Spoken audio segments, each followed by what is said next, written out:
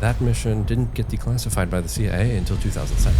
And then I get a phone call from an Italian guy. What's going on? And he's like, my uncle was commander to the largest Italian partisan battle in Italy in 1945. They were on the mountain in the Alps. They're hunting Mussolini, and they got surrounded by 3,000 Italian fascists, right? So this handful of dudes on top of a mountain in the Alps fended off 3,000 fascists for over a month. And he's like, the commander of the mission was a secret agent from the OSS named Major Dick, and codenamed Spike, the second in command is Captain Dick, right? So I find that mission, right? These guys are working behind enemy lines, killing thousands of Nazis. And that's still 1944, right? And then they get pulled back to Italy and dropped into the Alps in 1945 to hunt Mussolini.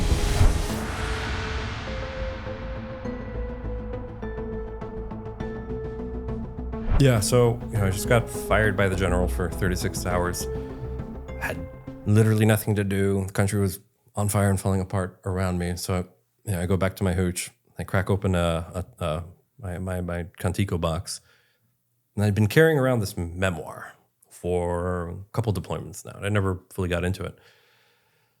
But I'd found it actually back in 2017 in the archives, right?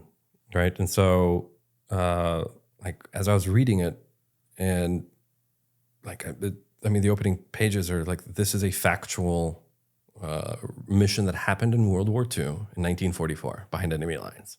I'm like, oh my God, what is this?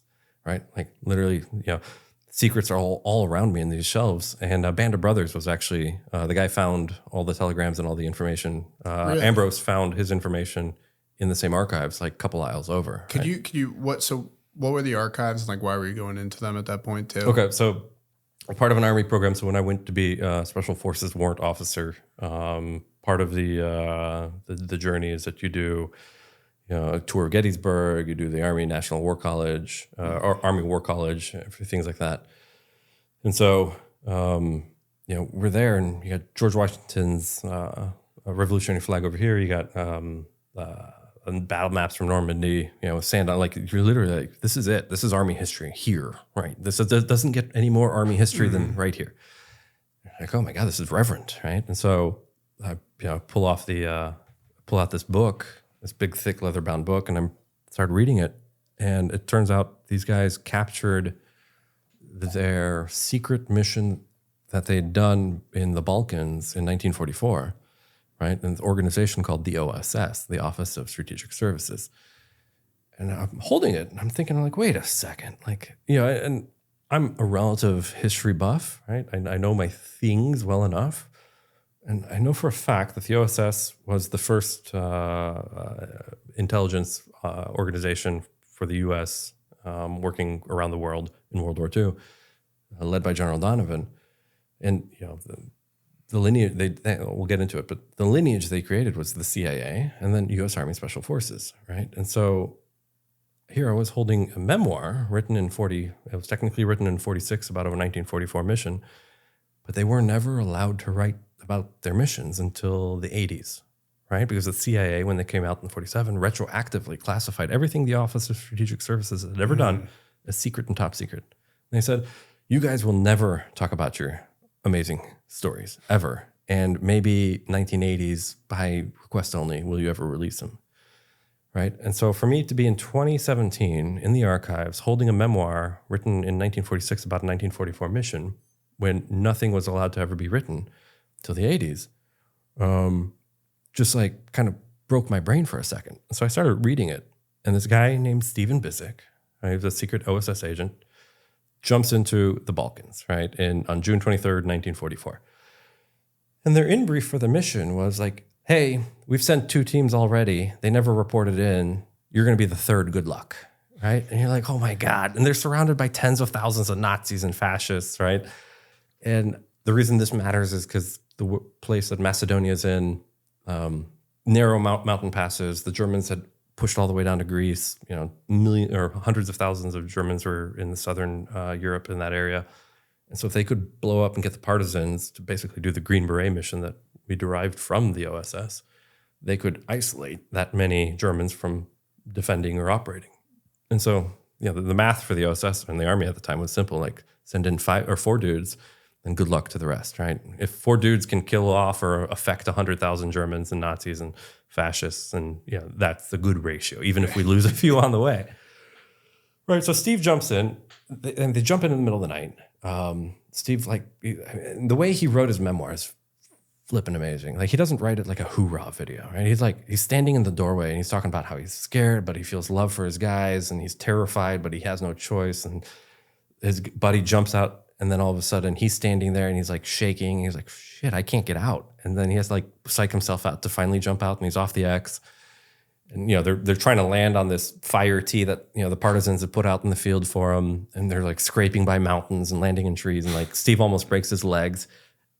And then the first thing they do is they just start drinking with their partners, because their partners are like, the Americans are here. Here's some rakia. And so they start drinking rakia. I was like, wait a second, I've been in that situation. I know this exact scenario. I've been there 75 years in the future. And so I start laughing, right, as I'm reading this. And I'm like, oh my God, like, I get it. I get who Steve is, because I'm now experiencing similar things. But, right, so his memoir keeps going.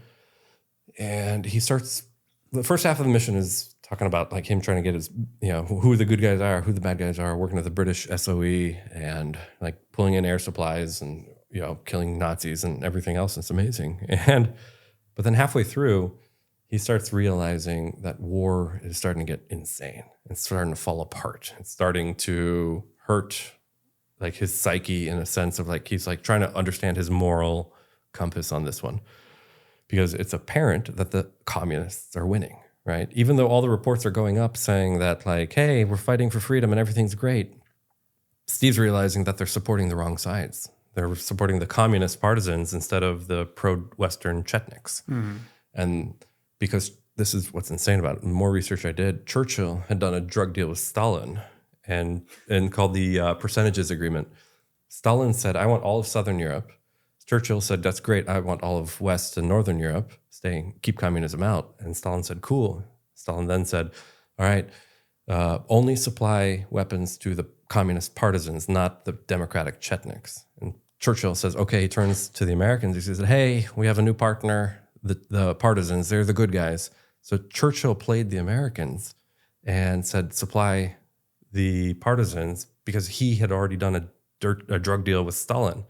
And so Steve's on the ground calling in, air supplies for, Sten guns and bazookas and food and ammunition and everything else, and watching it go into the hands of the communists. And then the communists turning around and killing and executing and running missions against not just the fascists and the Nazis, but also the pro-Western democratic partisans. So like he's fueling a civil war, right? So Steve captures, he catches malaria, he gets a wartime girlfriend, and so all these things are happening in this memoir that I'm reading. I'm like, oh my God, this is amazing. And then I get, hey, the museum's closing. I was like, what? And like the curator like comes up to me, he's like, museum's closing. I'm like, no, I'm just getting into it, right? You've been ripping it for like a couple hours. Yeah. I've been standing in, like an hour, like I think 4 or 5 hours passed by in like 5 minutes, right? And so I look at him, Carl Werner, and I'm like, hey, like, how do I get this out of here, right? He's like, well, you can't. It got donated. We don't really know how. It just ended up getting donated to the archives. And I'm like, okay, but how do I get this out of here? And I look at him. I repeat myself. He's like, you can come back Monday. I'm like, no. I'm deploying next week, kind of thing. Like, I need this now. I'm thinking, I'm like, do I steal it? Do I, bribe him? Do I do this? Yeah. And so we talk for a while, and finally he gets. I get a copy of it, and I'm reading. And so I never get too much further than the first couple of pages because I'm always just busy. Put it in my Contico. But mind you, now I'm in Afghanistan a couple of years in the future. Just got fired for telling the truth. The entire country of Afghanistan is falling apart. No one has any answers. And so I'm sitting there, I'm like, oh, I'm just going to read this. I'm going to read the rest of it. Right? And so I start reading it. And I'm like, holy shit. Like, Steve he wrote it in such a way that you can relate to everything he's feeling and thinking and experiencing and seeing. And I'm like, World War II ended the same damn way that Afghanistan is ending. And I was sitting there, I was like, oh my God, like this book, codename Spike, it's the mirror between time, right? I'm like, oh my, and I'm like having this philosophical moment of like, do all wars end the same? Just in sheer utter chaos, every man for himself with power vacuums coming through. And so I finish it. we evacuate Afghanistan, and I'm sitting there. I'm like, okay, well, I don't have a mission anymore, right? Like, no one knows what's happening after 20 years of war. It's sort of like the Titanic event where the Titanic has sunk and everybody's in lifeboats, and we're like, what do we do now? Yeah. Right? That was like that like literal kind of feeling. And I was like, well, I'm going to do what I always do, and I'm just going to take this book and turn it into a book, right? Because it's an actual memoir. And I'm like, well, how do I do that? So I researched the guys, find out Steve Bizik died in the 90s. His co-author, Joe Koski, died also in the 90s, also an OSS guy. They banded together to, I'll get the book here in a second. I'll get it there. But we're going to do this? Yeah, if you want to show it too. Yeah. Boom. All right. All right. So here, we'll just put it right here. So I basically do like a reverse Indiana Jones kind of like detective thing. I find the obituaries. I start digging through all the names in the obituaries. I'm like, okay, like the obituaries are like 25 years old. Start pulling out family members, start names. I start Facebooking. I start phone calling. I start emailing. I put out ads in papers that where these guys might have been. I'm finding other people by other names. And finally, I get contact with Nada Bizik, who is in her 60s. She's the daughter of Steve Bizik. And she's like, who are you? I'm like, my name's Jacek. I'm a Green Beret. I've just found your father's memoir, and it's amazing. And she's like, but who are you? What do you want? And I was like, well, I think I want to publish it. All right. And I was like, I don't know how to, but I'll try. And she's like, okay. And so we start talking. And so as I'm putting this memoir together, I find other family members. But the whole time I'm putting it together, you know how war stories are. You're like, it's kind of impossible, right? Mm-hmm. I can't believe that. And so these guys talking about how they blew up a bridge and 3 trains go over and 200 Germans die in the gorge. I'm like, that's amazing, but I can't prove it. Right? It's just a good whiskey war story, right? That you share. And so what's great about the special operations community is I put it out there on a special ops forum. And I was like, hey, this is what I've got. This is what I think I've got. How can I help? How can anyone help me? And guys started reaching out. Saying, oh, you should talk to this guy. You should talk to that guy.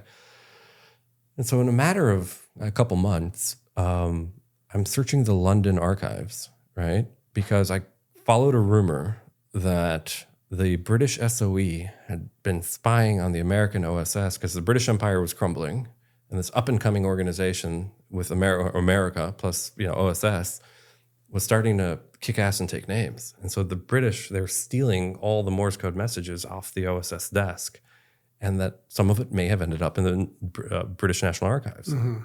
And so I find a folder in the British National Archives called Spike. And I'm like, holy shit, because Spike is the name of Steve's team. Oh, shit. And so I open it, and there's a bunch of Morse code messages to the day talking about the stuff that I'd been reading about for 2 years already. And then I find the Morse code message that says, we blew up the bridge on this day, and 3 trains drove off, and 200 Germans died. And I checked the date stamp, and it was like to the day that Steve wrote it in his memoir that they had done the same thing. I'm like, oh my God, Steve's actually been telling the truth this whole time.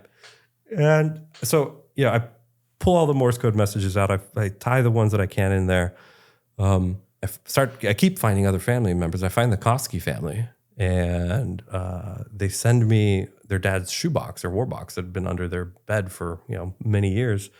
And I open it, and there's a microfiche article in there showing Steve and Joe typing it out on a typewriter, the memoir, stamped March 1946. I'm like, holy shit. So I start Googling everything. That is, by definition, default, and complete publication, the first special operations memoir ever written from World War II. Because they took a picture of them doing it in the news article. And then the family kept it, and then 25 years later gave it to a random Green Beret who'd reached out and found their dad's memoir in the archives, through all this string theory of possibilities. And so I'm holding Spike. Mind you, I've been transcribing it. This was the other part. It's a physical book that's nearly 80 years old, right? Mm-hmm. All the type is typewritten, it's bled out, it's ripped, it's torn. I can't just scan that into a Word document. So for about a year, part of the reason it took so long is because I had the memoir here, my laptop here, and I was just typing out 2-3 pages a night, 2-3 pages a night. And so, it was 165,000 words. It's like 650 pages. right? And so like I knew the story, and then I had the lingering thought because I hadn't found the Morse code messages yet. So I was like, this could just be some dude's cool war story. Then I found the Morse code messages that validated everything they wrote about. And then I found out more detail about it. So everything was like reversed. And so I like, 2-3 years later, I'm holding this memoir that's basically done. And I'm like, oh shit, I forgot to ask the Department of Defense for approval to publish this because there's still secret and top secret things in there. And so I submit it to them. And a couple months later, they get back to me. They're like, yeah, approved for publication. Like everything's past date. Like 75 years is generally the top secret timeline. Mm-hmm. I was like in the 78th window. And I was like, sweet, like I made it. But the reverence from it, like, I'm a Green Beret. And Green Berets came from the OSS in 1952, because they created a bunch of, they effectively borrowed the doctrine. And then the OSS also split into the CIA in 1947. Right. So to be reading like the book, which is effectively like, it'd be like finding a pre-draft of the Bible written by Jesus himself. You're like, holy crap, this is like a real book written by the guys that were there that wrote it. It's quite literally the birthplace of Central Intelligence and Special Forces. Like there's just no... Yeah, so it's the birthplaces, CIA, Special Forces, and it captures the Cold War before the Cold War was even a word. By happenstance, find out that it was the first memoir ever written. Just they couldn't publish it for like 80 years because the CIA wouldn't let them. And then I find it, and then I'm reading it at the time that like the other wars are falling apart, right? Like and then the fact that it was traveling with you. Probably, I'm sure through a few deployments, you had it with you, just hadn't gotten to it yet. Yeah. So it's going to new American war zones. Someone else could have came in the archive, could have been a historian or whatever, but it just happened to be a Green Beret that was going to these war zones too. And it's tagging along. So it was an insane thing, but like even when I'd finished it, and even when I got approval to publish it, I was like, oh, what the hell do I do now? Like I'm like literally holding it. And so I went to a couple of publishers. And they were like, oh, we don't do history anymore. I was like, no, this is the first special operations memoir ever written. Like, you have to do this, right? Like I'm pissed off because, like, apparently Petraeus works with or through Penguin Random House. Mm-hmm. And I, like, reached out to them, and I reached out to him. I mean, obviously shot in the dark, but, like, they never got back to it. I was like, you mother effers, don't you understand what I'm proposing to you? Mm-hmm. And I was like, it's the first one, and it's written amazingly, right? It's not just, like... It's not just Hoorist or like I'm trying to even gravitate this. Like there's one mission in here, right? There's a night fighter, a German night fighter flying in their AO, shooting down American transports in the middle of the night because the Germans had figured out how to like triangulate radar onto an airplane and like so they could shoot accurately, right, at night.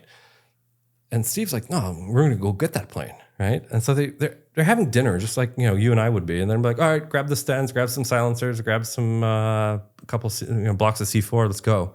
So they like go to the airfield and they execute a couple of the guards and they throw blocks of C4 into this night fighter and blow it up. And then if that wasn't enough, Steve goes back and takes a picture of the blown up airplane as proof, right? So like the very first night fighter raid, right, of a German Eagle Owl, which is a very rare German plane, is captured in this book too. So like the layers of firsts in this, right? And so me going to publishers and be like, hey, like look at this. And I mean, I had one publisher. He was like, okay, we're going to change the name. We're going to edit it down because it's too thick. And, you're like, you literally can't. You can't touch this. Like like a Green Beret will fight you if you edit one word out of this. And that scared them when I said that. But yeah, and then they offered me a couple contracts and I was like, these are garbage. Like, they're like, well, it's going to take 18 months. It's going to do this. It's going to do this. I was like, no, this is way too important. Mm-hmm. And so I figured out like through trial and error how to self-publish. Give me full control over the book because the legacy of the book is more important than like any dollar amount. And like the family signed off on it, and they like they're excited and happy that it got published. Right? Because right before I published it, I was still nervous. So I went to a couple SF buddies. I was like, "Will you please read this? Like, I don't know what I have, but I think it's amazing." Or I know it's amazing, but I don't know how you would think because this is actually your genesis too. Mm-hmm. Like you're a Green Beret. Now you can tie your special operations history all the way to 1944. like to the first memoir ever written. And they're like, okay, they read it. And one of those guys sent a copy to General Cleveland, the USASOC commander. And General Cleveland looks at me, he's like, I will write the foreword to this book. And I'm like, if you're the commander of all special operations in, I think, 2012 to 2015, and you're saying you're going to write the foreword, I'm just going to say yes and thank you. And he writes a beautiful foreword calling this book like, what line you used earlier, History Rhymes. Yeah, right? It doesn't repeat, but it rhymes. Yeah, and so he talks about he read it and he's like, holy crap, like this is amazing. Charles Pink from the OSS Society, calls it a captivating read. What's amazing about it is that the CIA wrote a book review about it. A couple months after it came out, like the same agency that said, no, you can't publish it in 46, 47, or the same one saying this is a must read for all special operators in 2024. This was in December. And I'm like, oh, this is amazing, right? And like guys will stop me in the hallway now because like they'll be at work. They'll be like, hey, like I just read a book that has your name on it. And I was like, yeah. They're like, you wrote a book. I was like, well, my book. Yeah, I was like, well, they wrote a book. Steve and Joe wrote it 80 years ago, and I just helped to bring it out. Like, and they're like, yeah, it was effing amazing. I was like, that's great, And so like I got it published. I'm writing. I'm happy because I've spent about 2 or 3 years every night for like 4 or 5 hours after I put the kids to sleep writing this thing, and everybody's loving it. And I feel like I've closed the loop on this. And then the Koski family reaches, they're like, hey, love your book. I'm like, okay. And they're like, Dad wrote another book. I'm like, what do you mean he wrote another book? He's like, so Steve did the mission in Macedonia and Bosnia area, Yugoslavia. Joe Koski did a mission on the Gothic Line in Italy to help bring down and break through the Gothic Line. I was like, oh my God. And they're like, yeah, he wrote a manuscript, didn't finish it because he got told with Spike that he couldn't finish it. So he just stopped. And they're like, pull it out and they give it to me. I'm like, oh my God, this is like a second Bible. And I take it knowing that I'm screwed for the next 6 months because I'm going to write the hell out of this one. And I'm reading it and it's great. It's about 40% done. Everything else is just his draft notes. And the family's like, can you finish it? And I was like, there's only like 40% here. Like, I'm going to have to like create and like push it and like, build an arc and everything else. And they're like, whatever you did with Spike is so amazing that we trust you to do it with this one. And so, in chapter 2, he's talking about how he's in a whorehouse falling in love with a whore in Italy, right? Because he's going to go die, but like, he can see her beauty beyond her profession. And you're reading it and you're like, oh, Joe was like a real writer, but like Ernest Hemingway. Yeah. And like, if he wasn't typing on a typewriter, he would have like, crushed it. And so I was like, all right, for Joe, I'm going to respect the hell out of his intent and effort here too. And so I wrote that one. That's codename Devil. And then I'm finally starting to breathe again. And then I get a phone call from an Italian guy, right, in Australia.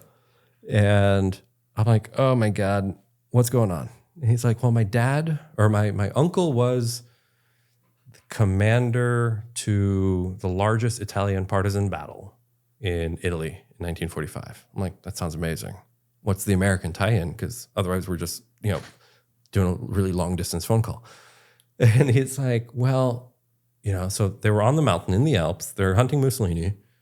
And they got surrounded by 3,000 Italian fascists, the bad guys, right? So this handful of dudes on top of a mountain in the Alps fended off 3,000 fascists for over a month, or almost a month. And they killed or captured nearly 1,000 of them, right? I was like, that sounds amazing. Tell me what I've got. Like, how are we sharing? Yeah, how are we doing the information here? And he's like, the commander of the mission was a secret agent from the OSS named Major Dick. I'm like, oh, okay. I was like, because in codename Spike, the second in command is Captain Dick.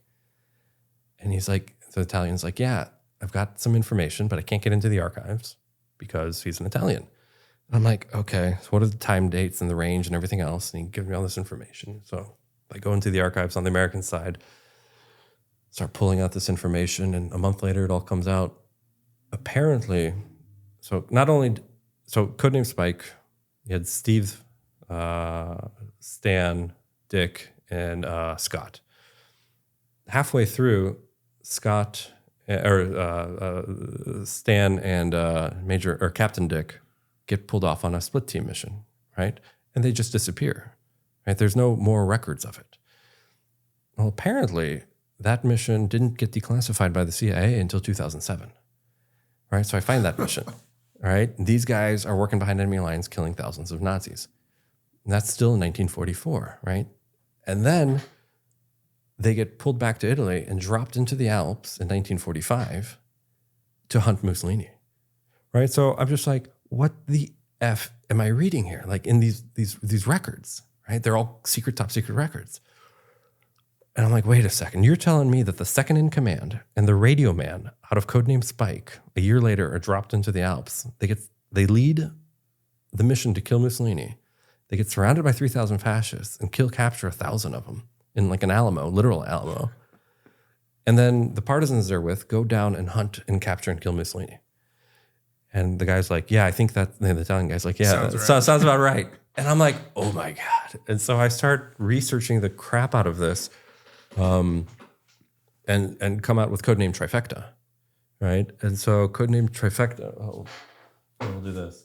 Yeah, you can pull them down if you want to leave them here and show them as we talk through. Okay, yeah. So, well, we'll start this way. It's getting crazy. So, codename Spike, right? America's first memoir, right? Endorsed by the USSR commander, OSS president, and the CIA now, or a history writer at the CIA, which led to codename Devil, which was Koski's unfinished memoir that basically with him and his family and a bunch of research published. That led to a random midnight phone call from an Italian telling me about codename Trifecta, like the mission to kill, capture Mussolini that no one ever knew about, led by the two guys in codename Spike that we'd lost contact with a year ago, right? And so, like, I'm putting it all together, and it's one of those situations that had this happen to anyone else, I'd be like, oh, that's amazing, right? But like, we're going back to like the timeline thing of like, how things have worked out in my life. I'm just like, this is just another amazing door where I put literal, years of effort into, showing the universe that I was committed to it and like solve the riddle on who and how Mussolini was killed, right? And why, and like the British that were helping him. And I'm in the British National Archives again, asking for records on their top secret guys that were MI6 agents. And the British send me a folder that's empty, and they're like, "Fuck off." I'm like, okay, well played. I'm digging too deep, right? But yeah, so like that's just cracking open the door, and then so this last book that I came out with. So in the process of researching all these stuff, like there's just things I'm discovering in World War II that like you never know about, and so. The one mission that really stood out was mission 889, where after so tail end of World War II, they split up Europe, they split up Germany, all the Allies and the Soviets, and the Allies accidentally gave the Nazi nuclear research facility to the Soviets in their territory. Do you know this story? No, okay. But like I've heard it briefly, but like very, very little. Yeah, so it's this town in Oranienburg, north of Berlin. The Soviets are ecstatic because the Allies don't know, right? This is the height of the Manhattan Project. This is the height of spy v spy. Everybody's rushing to make the nuclear bomb first, right? And all of a sudden, the Allies realize only too late that the Soviets had diverted an entire army group to go capture this, right? Think about this. The Soviets are about, 30, 40 miles from Berlin, and they divert like a major portion to go capture this factory, right? And so the Allies are like, oh my God, what do we give them? Like, oh my God, it's the Nazi nuclear research facility. And so they're like, the Soviets are only like 2 days out from getting it. And the Allies are like, all right, we're going to send 1,000 B-17s to level it. Like, that's our only solution. And so the very next day, like in front of the Soviets, like 1,000 B-17s come just to destroy this factory, just to keep it out of the hands, like all the nuclear research facilities out of the hands of the Soviets. And as I'm researching this, apparently there was a German historian, forget his name off the top of my head, but he claims to have uncovered, it's all in German, but he claims to have uncovered in early March indications of a uranium test, dirty bomb test by the Nazis, right? They couldn't figure out the load and the payload and like, all the stuff America was rushing to do. But they're like, hey, we're going to lose. We might as well test it on a few hundred POWs. And they apparently vaporized all these POWs in like a non-functional or a semi-dirty bomb. Yeah, well, that's like, what is it? Like the uranium's not like fully. Yeah, it wasn't like the traditional atomic. Yeah, it needs to reach like 95, and it was probably like 92 or something. Yeah, something like that. Something like that. And so that's crazy. All right, so I'm sitting on that, and I'm like, I've got all this information while like all this like other real world stuff is like just rolling in my head and like pouring out of my fingers. And I'm like, oh my God, like I can't just let mission 889 disappear. And so I took everything I knew out of like these real world missions, and I made a fictional character, OSS guy, Scott Arlington. And like he goes in and, with Donovan and Stalin and like, it's like a spy v spy, like thriller. He's hunting Nazis. I'm taking like aspects of true story, things that happened in World War II or people aren't going to be aware of, but like really enriches the story. But it also sets the tone for why the Cold War happened, right? Like down to the point where I nerded out one night, I had too many pots of coffee. But apparently Stalin, right, the guy who's responsible for killing millions of people, like he started off as like a shoe cobbler's son. He joins a local seminary to be a priest and gets burned out and disillusioned, and then joins the Bolsheviks. And like once he's in the Bolshevik party and Lenin dies, he just goes through and backstabs and kills everybody. And then he wakes up one day, he's like, I'm in charge and Russia is screwed forever. Yep. Right. And I'm like, oh my God, like you're talking about evil people, right?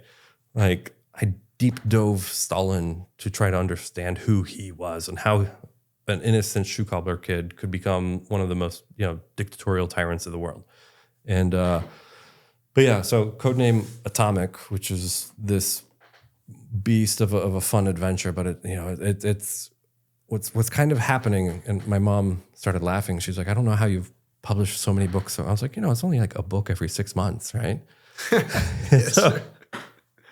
But so like, what was like just a start too? Just a start, yeah, right, yeah. So There's so much more to uncover, right? But I mean, it's one of those things. I would have had you told me, the day I die, you're like, hey, you would have found codename Spike, first memoir ever written in special operations history.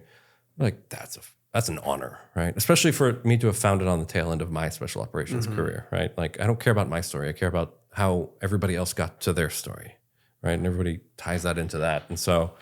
But yeah, it feels like a wonderful like ending to a phenomenal adventure, right?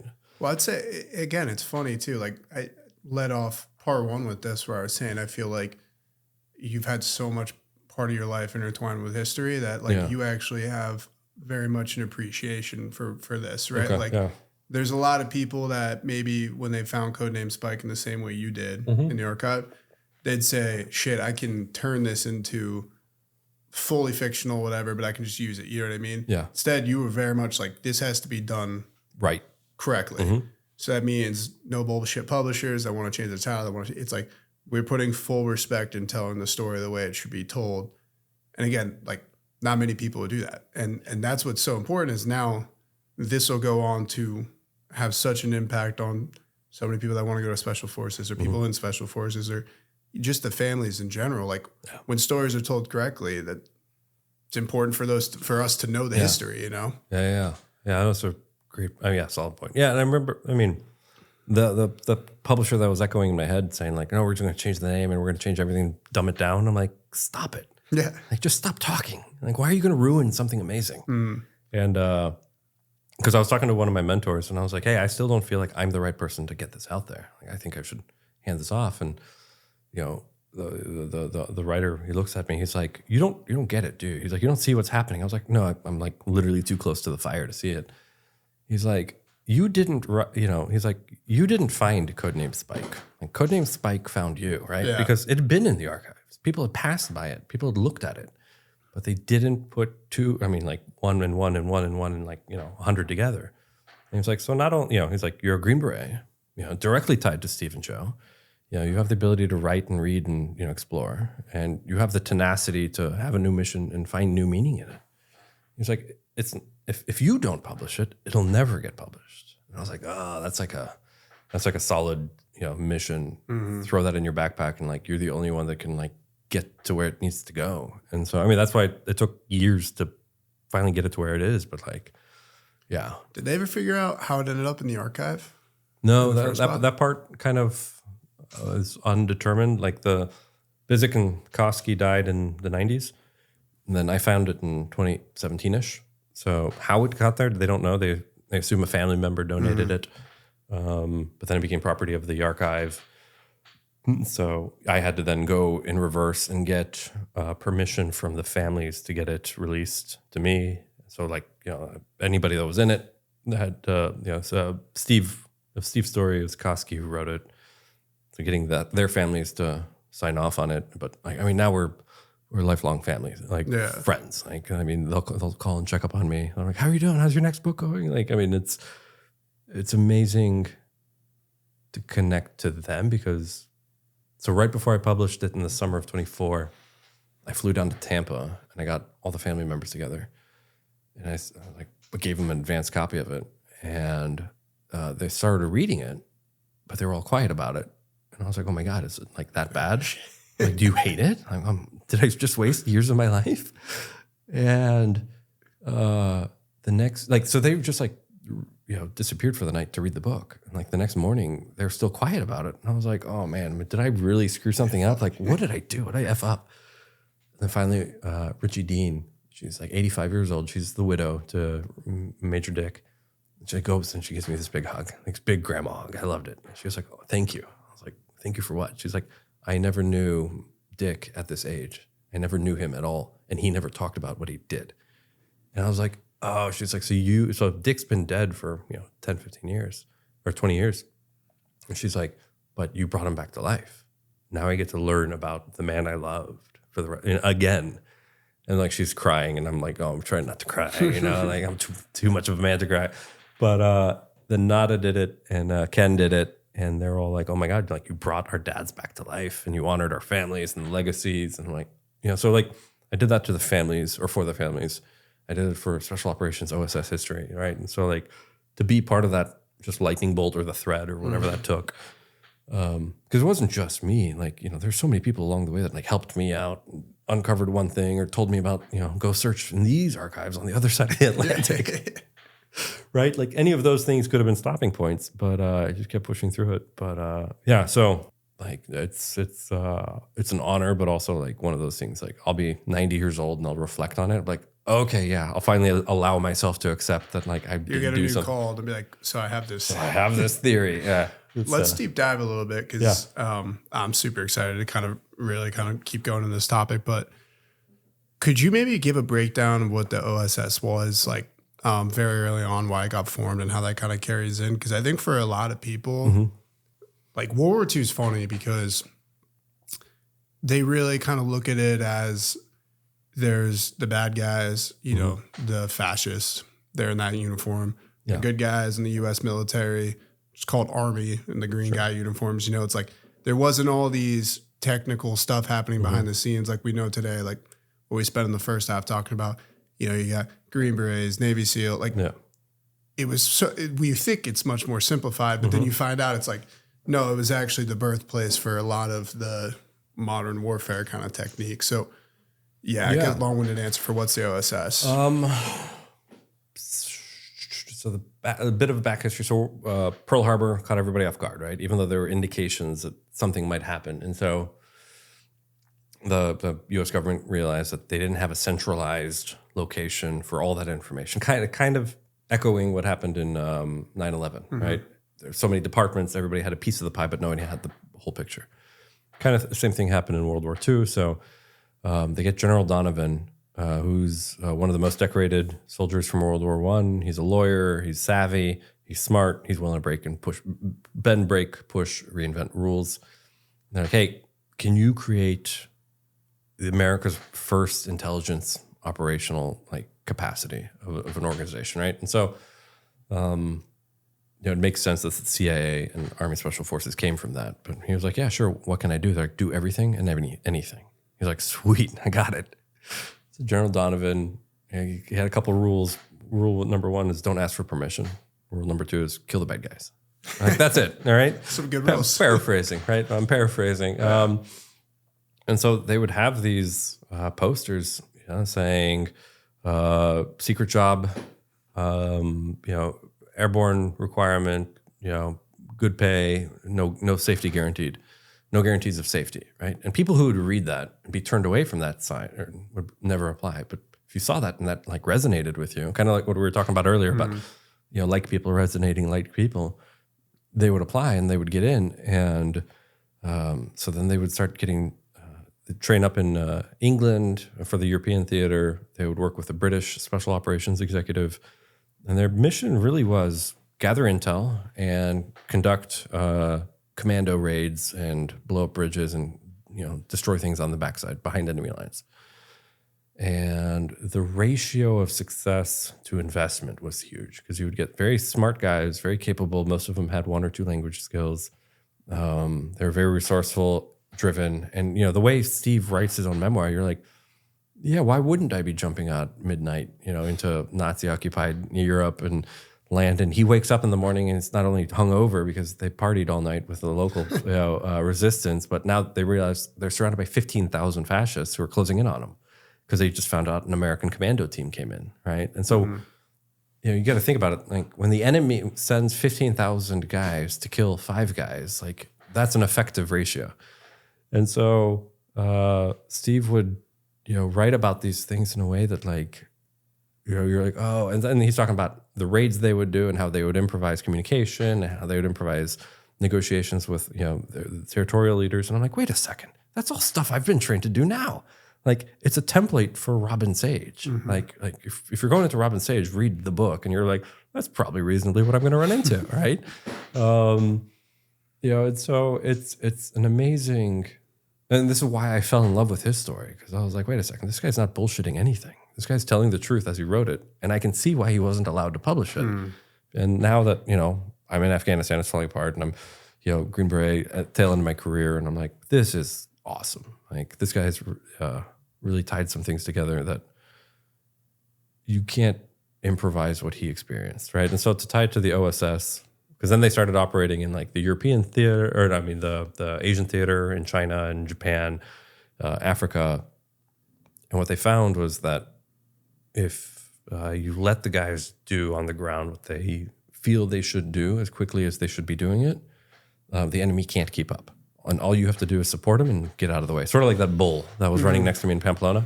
Like I couldn't stop that bull, right? I could get screwed over by it, but like I could follow him and chase him into the ring. So if you let the OSS guys do just that, then they were able to act on the fly. And like if they needed, there's one great scene in actually codename Devil. Joe jumps in and he's talking to one of the partisan leaders, and he realizes his second in command always talks with his mouth covered, right? And has like a really like slurry speech. And he finds out later that he was in a concentration camp, and because of vitamin deficiency, he lost all his teeth. And so Joe, sends a message and says, "This is not a joke. Deliver absolutely what I'm requesting." The next day, there's a plane drop. He opens it up. He gives it to the guy. He opens it, and there's a box of dentures. Right, that guy becomes forever he vouched for Joe for the rest of the mission, right? Because Joe was more than happy to be like, oh no, that's a human who doesn't have teeth. Forget all this war stuff. We're gonna help him out, right? Which ties back to, Danny shooting the guy in the back of the leg and being like, oh, we're gonna bring in some ice cream, right? Like to make this guy feel better. $10,000 a pint. $10,000 pint. Should be a Ben and Jerry's brand.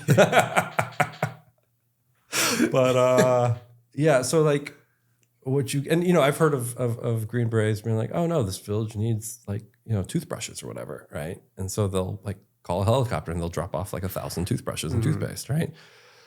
Most expensive toothbrushes in the world probably. But to know that these guys did it in World War II because they were empathizing with the human in front of them and not necessarily the complexities around them. But that's what won the war, right? It's that ethereal aspect that people don't get, right? You can't put that down on a piece of paper. I bought, airdrop me some dentures. It'll win the war, right? But knowing that there's a human needing that who can win the war for you, or at least do the right thing. Like create that connection. Right, yeah. So those stories just kept kind of floating up, and I was like, these guys are amazing. But like, it makes sense why the OSS chose those guys to drop behind enemy lines. Because there's one guy in codename Spike his name's Strachey. He's part of the British mission. He shows up. He jumps in. He's walking around with a swagger stick. He's got like a tent full of stuff. He's asking for like 16 horses to carry his like wash basin with and everything else, right? And predictably, the partisans kick the British out and say, "Get the hell out of here! Like, we're not supporting you." Not only that, but there's rumor that they're trying to set up situations where they'll get ambushed and killed, right? Like, so a British special operations team, because of their arrogance of one major, is completely jeopardized. Whereas the Americans, who are working with the partisans, sharing food and doing being reasonable, are getting to blow up bridges and kill the enemy. Right. So it's like a beautiful textbook 101 for how special operations became what it is with the OSS, but how to also operate. And it still resonates true nearly 80 years later. Right. Like it's that. Yeah. Part of the reason I think I fell in love with it is because I was already doing what they were doing. Mm-hmm. You understood it. Yeah. I'd lived it. My life had literally been dependent on my ability to do what they were talking about. So what type of guys were they recruiting at this time? Was it often like guys just off the street? Like, were they doing the same type of like 18 X-ray kind of contract that you guys would be doing? Or was it quite literally, did they have people that were already kind of well suited for the job and they just said, hey, you're going in and doing some real shit now? Yeah. I think it's a blend, right? Steve wanted to join the army and do the job. He got assigned as a laundryman first. Got really pissed off and petitioned to somebody in the OSS that he knew. And the colonel flew in, talked to Steve for a couple hours and said, "You're getting on the flight and we're going back to DC." And like took him right there on the spot. Joe Koski played football for Michigan. Mm-hmm. I mean, massive dude. There's a picture of him in Devil with him holding an axe and it looks like a toothpick. And but he was a genius. Like his head was this big, but like every inch of it was filled with IQ. And right. And so, but the more I dug into Joe's life, like he got bored in Michigan. So he jumped on a bicycle and rode it all the way from Michigan to Seattle because he was bored. Michigan to Seattle. Yeah. In 1940 or 1930s. It's like that's a horrible road to go to. Right. Yeah. A horrible road. And it probably wasn't paved back then. Yeah. It's right? freezing. Right. Freezing. And, I found articles where like Joe tried to save a guy out of the river because he was drowning because he couldn't swim and like all these other things, right? And like the local newspaper wrote an article about him because they couldn't believe it. And then Joe got bored the next year, so he took a motorcycle and went from Minnesota all the way to New Orleans and got into a bar fight down there.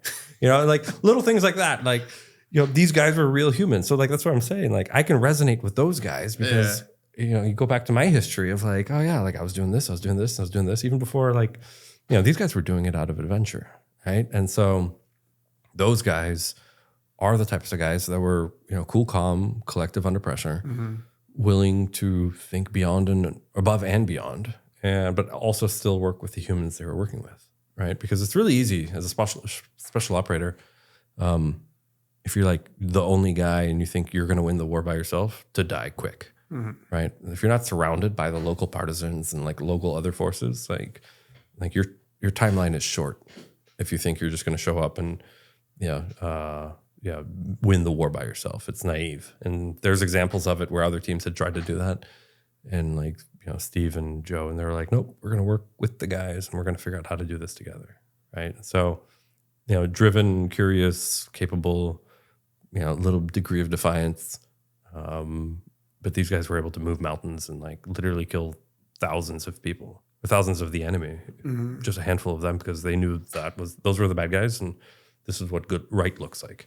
And what type of tactics were they out? Like, was it a lot of times more so, hey, like, we got to figure it out with what we're game planning with? Or were they like, like you mentioned the one where they took the airfield, right? Like that seems like a very well thought out mission with, they had silencers and everything. Like, nope, it was no con op, nothing that even passes for a mission today. I was going to say, it seems like they might.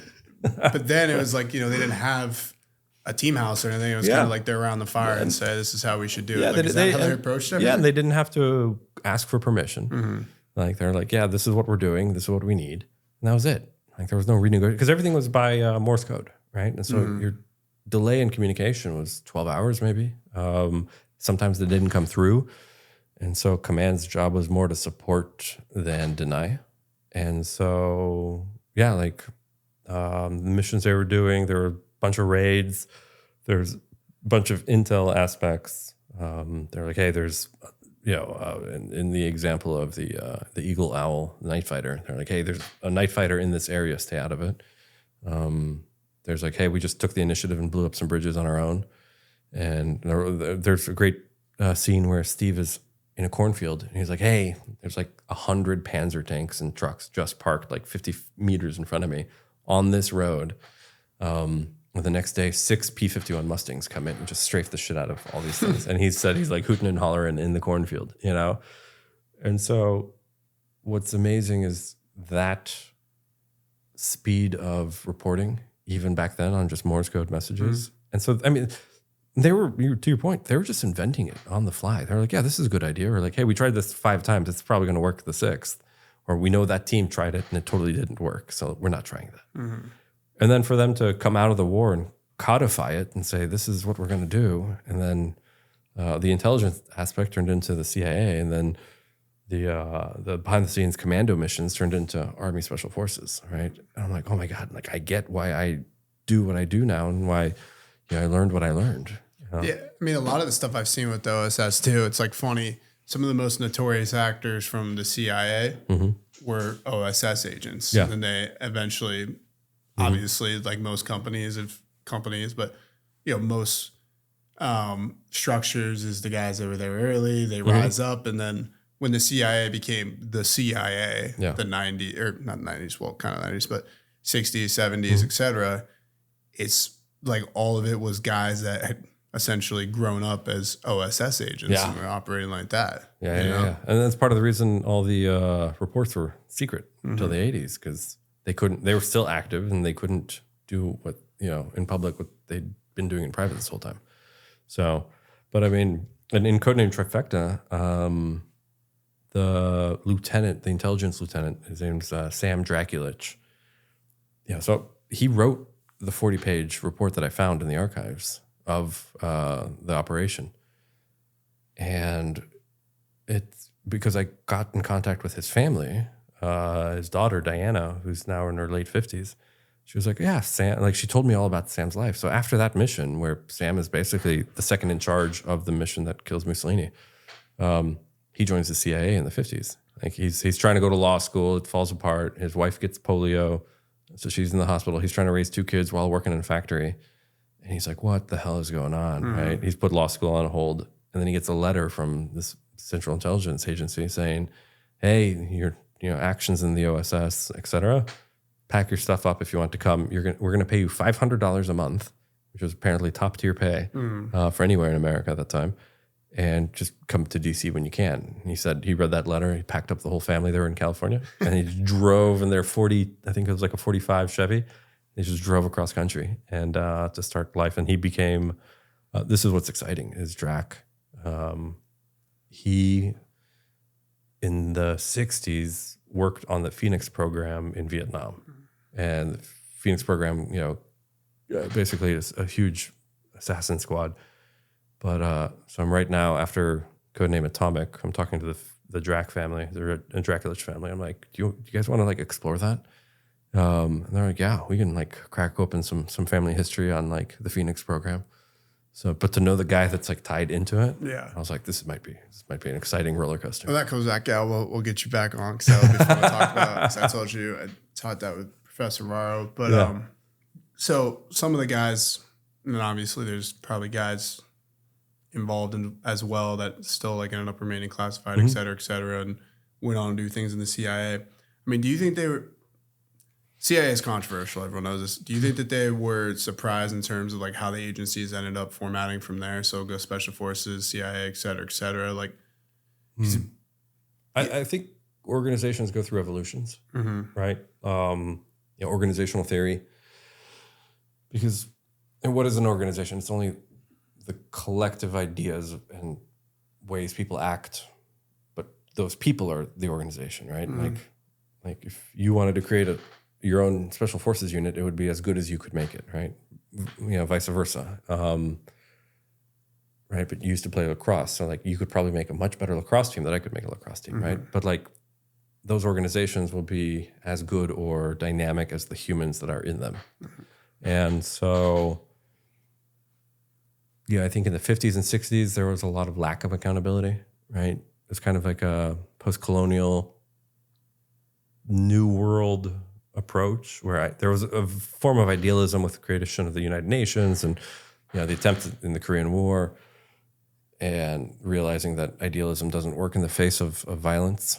And so, that was that evolution of theory. And then, everything was behind the scenes up until about, I'd say, late 90s, early 2000s. But what really changed was the internet, the speed of communication, right? And so now, but with communication, you have accountability. And so you saw it in Green Beret teams, right? All of a sudden, they were used to pre-2001, pre-Afghanistan, doing all their success in private. Like they had the tiniest of budgets, they had no resources, but they're still expected to win, and they did, right? And then all of a sudden, they're like, "Hey, go do this Afghanistan thing." They're like, "Okay, we're just going to work with the warlords. We're going to kick the Taliban out. Afghanistan's going to be over in 3 weeks, like literally 3 weeks."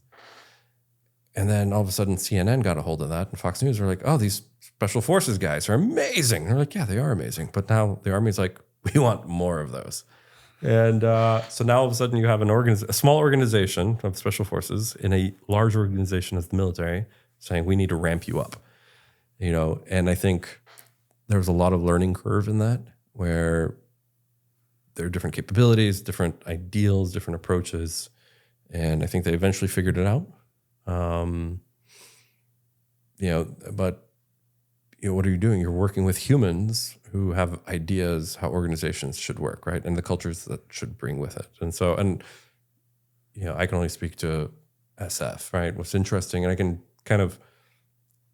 anecdote this, right? So, bright-eyed, bushy-tailed, 2009, first year on the team, learning CQB. And the old method was if there's a room in front of me, right? I'm going to walk right up into the front of the door, and I'm going to shoot everybody standing in the door while I stand in the door frame, right? Because it gives me the most visual awareness. And I'm standing there. Mind you, I probably haven't shot, but only a couple thousand rounds. Like, this was my first CQB course, right? Like, and I'm just like, wouldn't it, and I raised my hand because I don't know how not to. I raised my hand. I was like, wouldn't it be easier if you pied the door and shot everybody as you went using the door as cover? And the instructor went ape shit on me. He's like, "What do you know? You've never been deployed. You've never killed anybody." I was like, "True, never deployed. True, never killed anybody." And I was like, "Yeah, but it feels that just jumping in front of the door and shooting everybody like this, You're going to get got. I'm going to get got." Yeah. And he kicks me out of the course. And I'm like, for being not combative, but unteachable. I was like, okay, that's fine. 10 years later, what are we doing? Every door is pied. SWAT team does it. Everybody, yeah, because the walls are thick and they block, and it gives you the most leverage one-on-one. I don't know what happened to that guy. He might have retired. He might have died. I'm not sure. But what's interesting is that there's an aspect of cognitive dissonance. I get it. There's a way things are done, right? And the bright-eyed, bushy-tailed individual coming in is usually idealistic and untested, right? But sometimes there's good ideas. And, I've had great ideas and I've had bad ideas, right? So I'm not denying that there's a time to shut up and do the job. But I'm also not denying that sometimes everybody just needs to pause and listen, right? And consider things from a different perspective for all of 2-3 minutes, right? And then test it out. So culturally, I think there was a pre-2001 Green Beret generation. I think there was a GWAT generation. Because what's interesting is when the Ukraine war opened up, right? And SF was sent out there.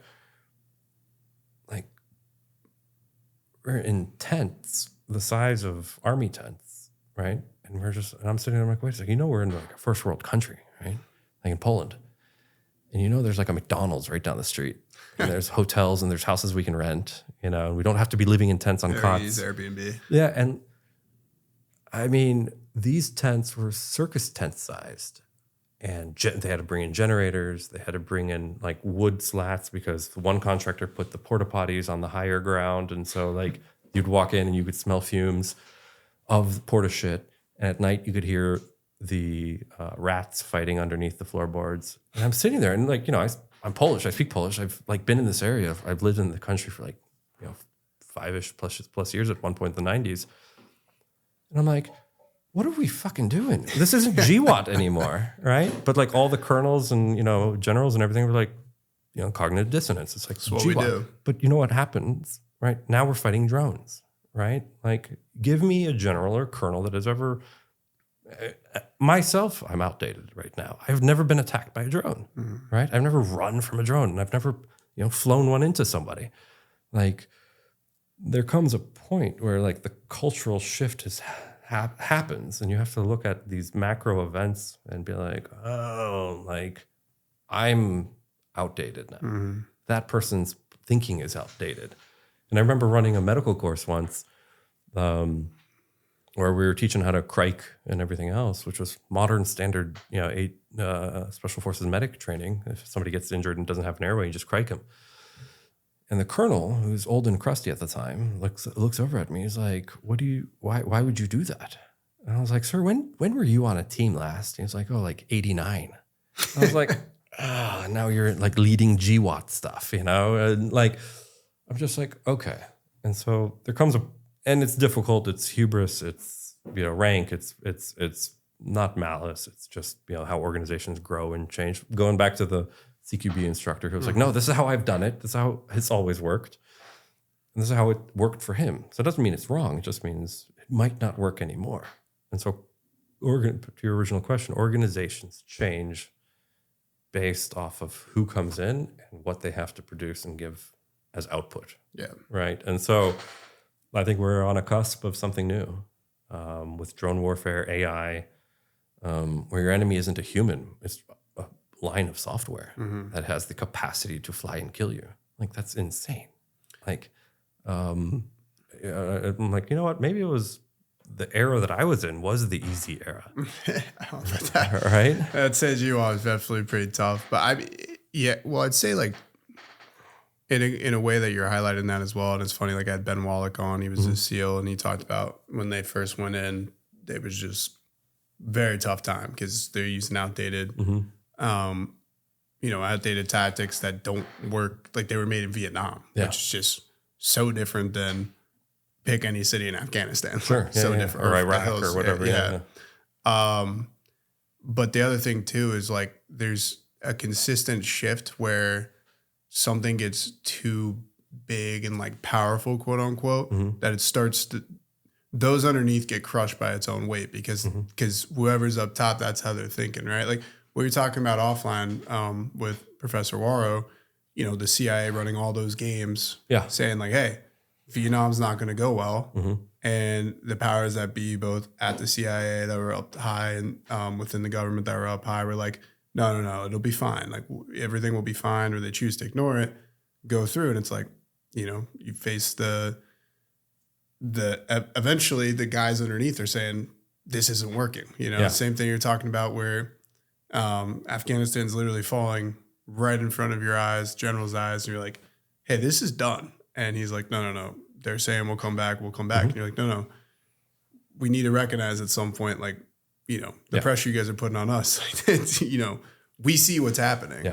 So I couldn't agree.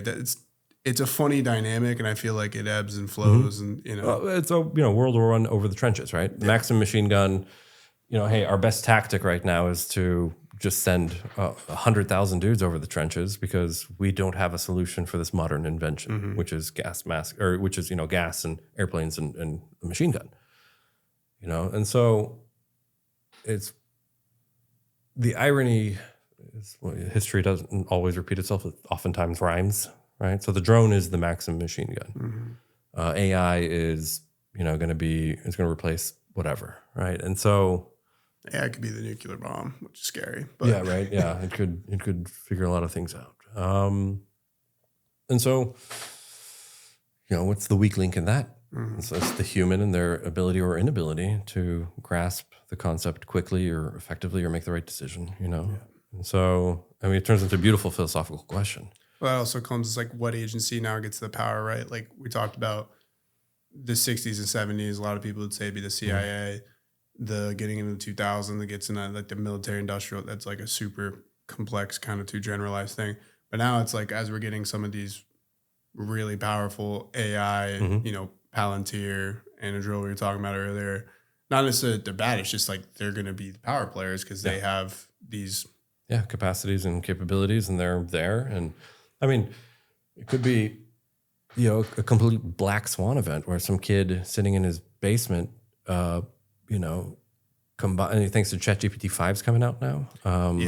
They could literally theoretically create Pandora's box in their basement, not knowing that they've created it, and it goes out and it does all the things. Where the human doesn't fight the wars anymore. Clausewitz said that, you know, war is an extension of economics, right? And so, you know, what happens? Like even now, you know, you want to talk about Wall Street.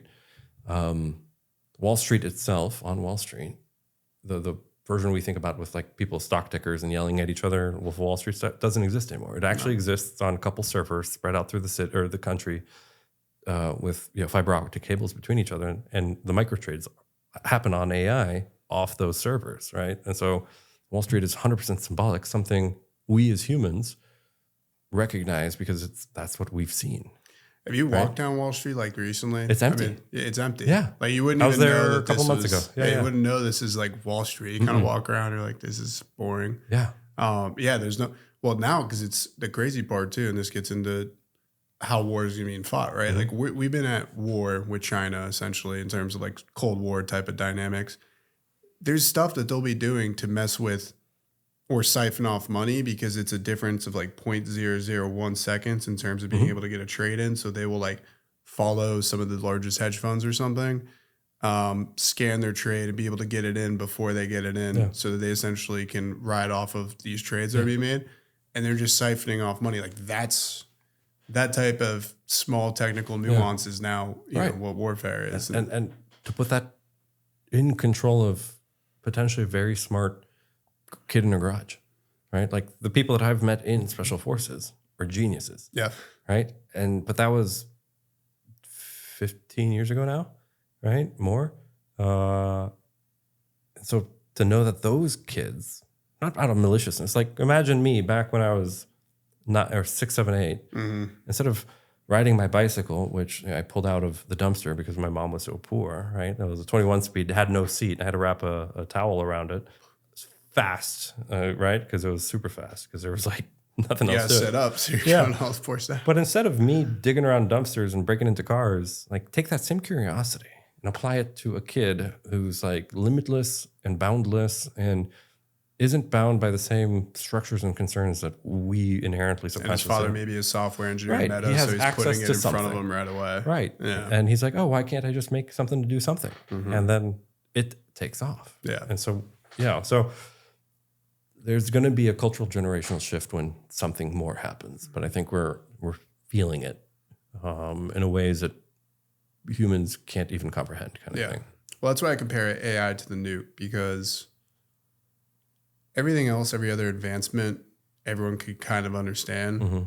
I still don't think people can't really comprehend a nuclear weapon in the sense of like, when I watch videos of it going off, you're like, no, that's not real. Like it doesn't too big. It doesn't look like I could possibly be real, but it is. Right. It's been done many times, but in terms of like actual use on populations. Especially modern hydrogen bomb and the design. We're not talking like little boy. Yeah. Now it can the entire of the New York metropolitan area gone. Yeah. Like, people can't envision that.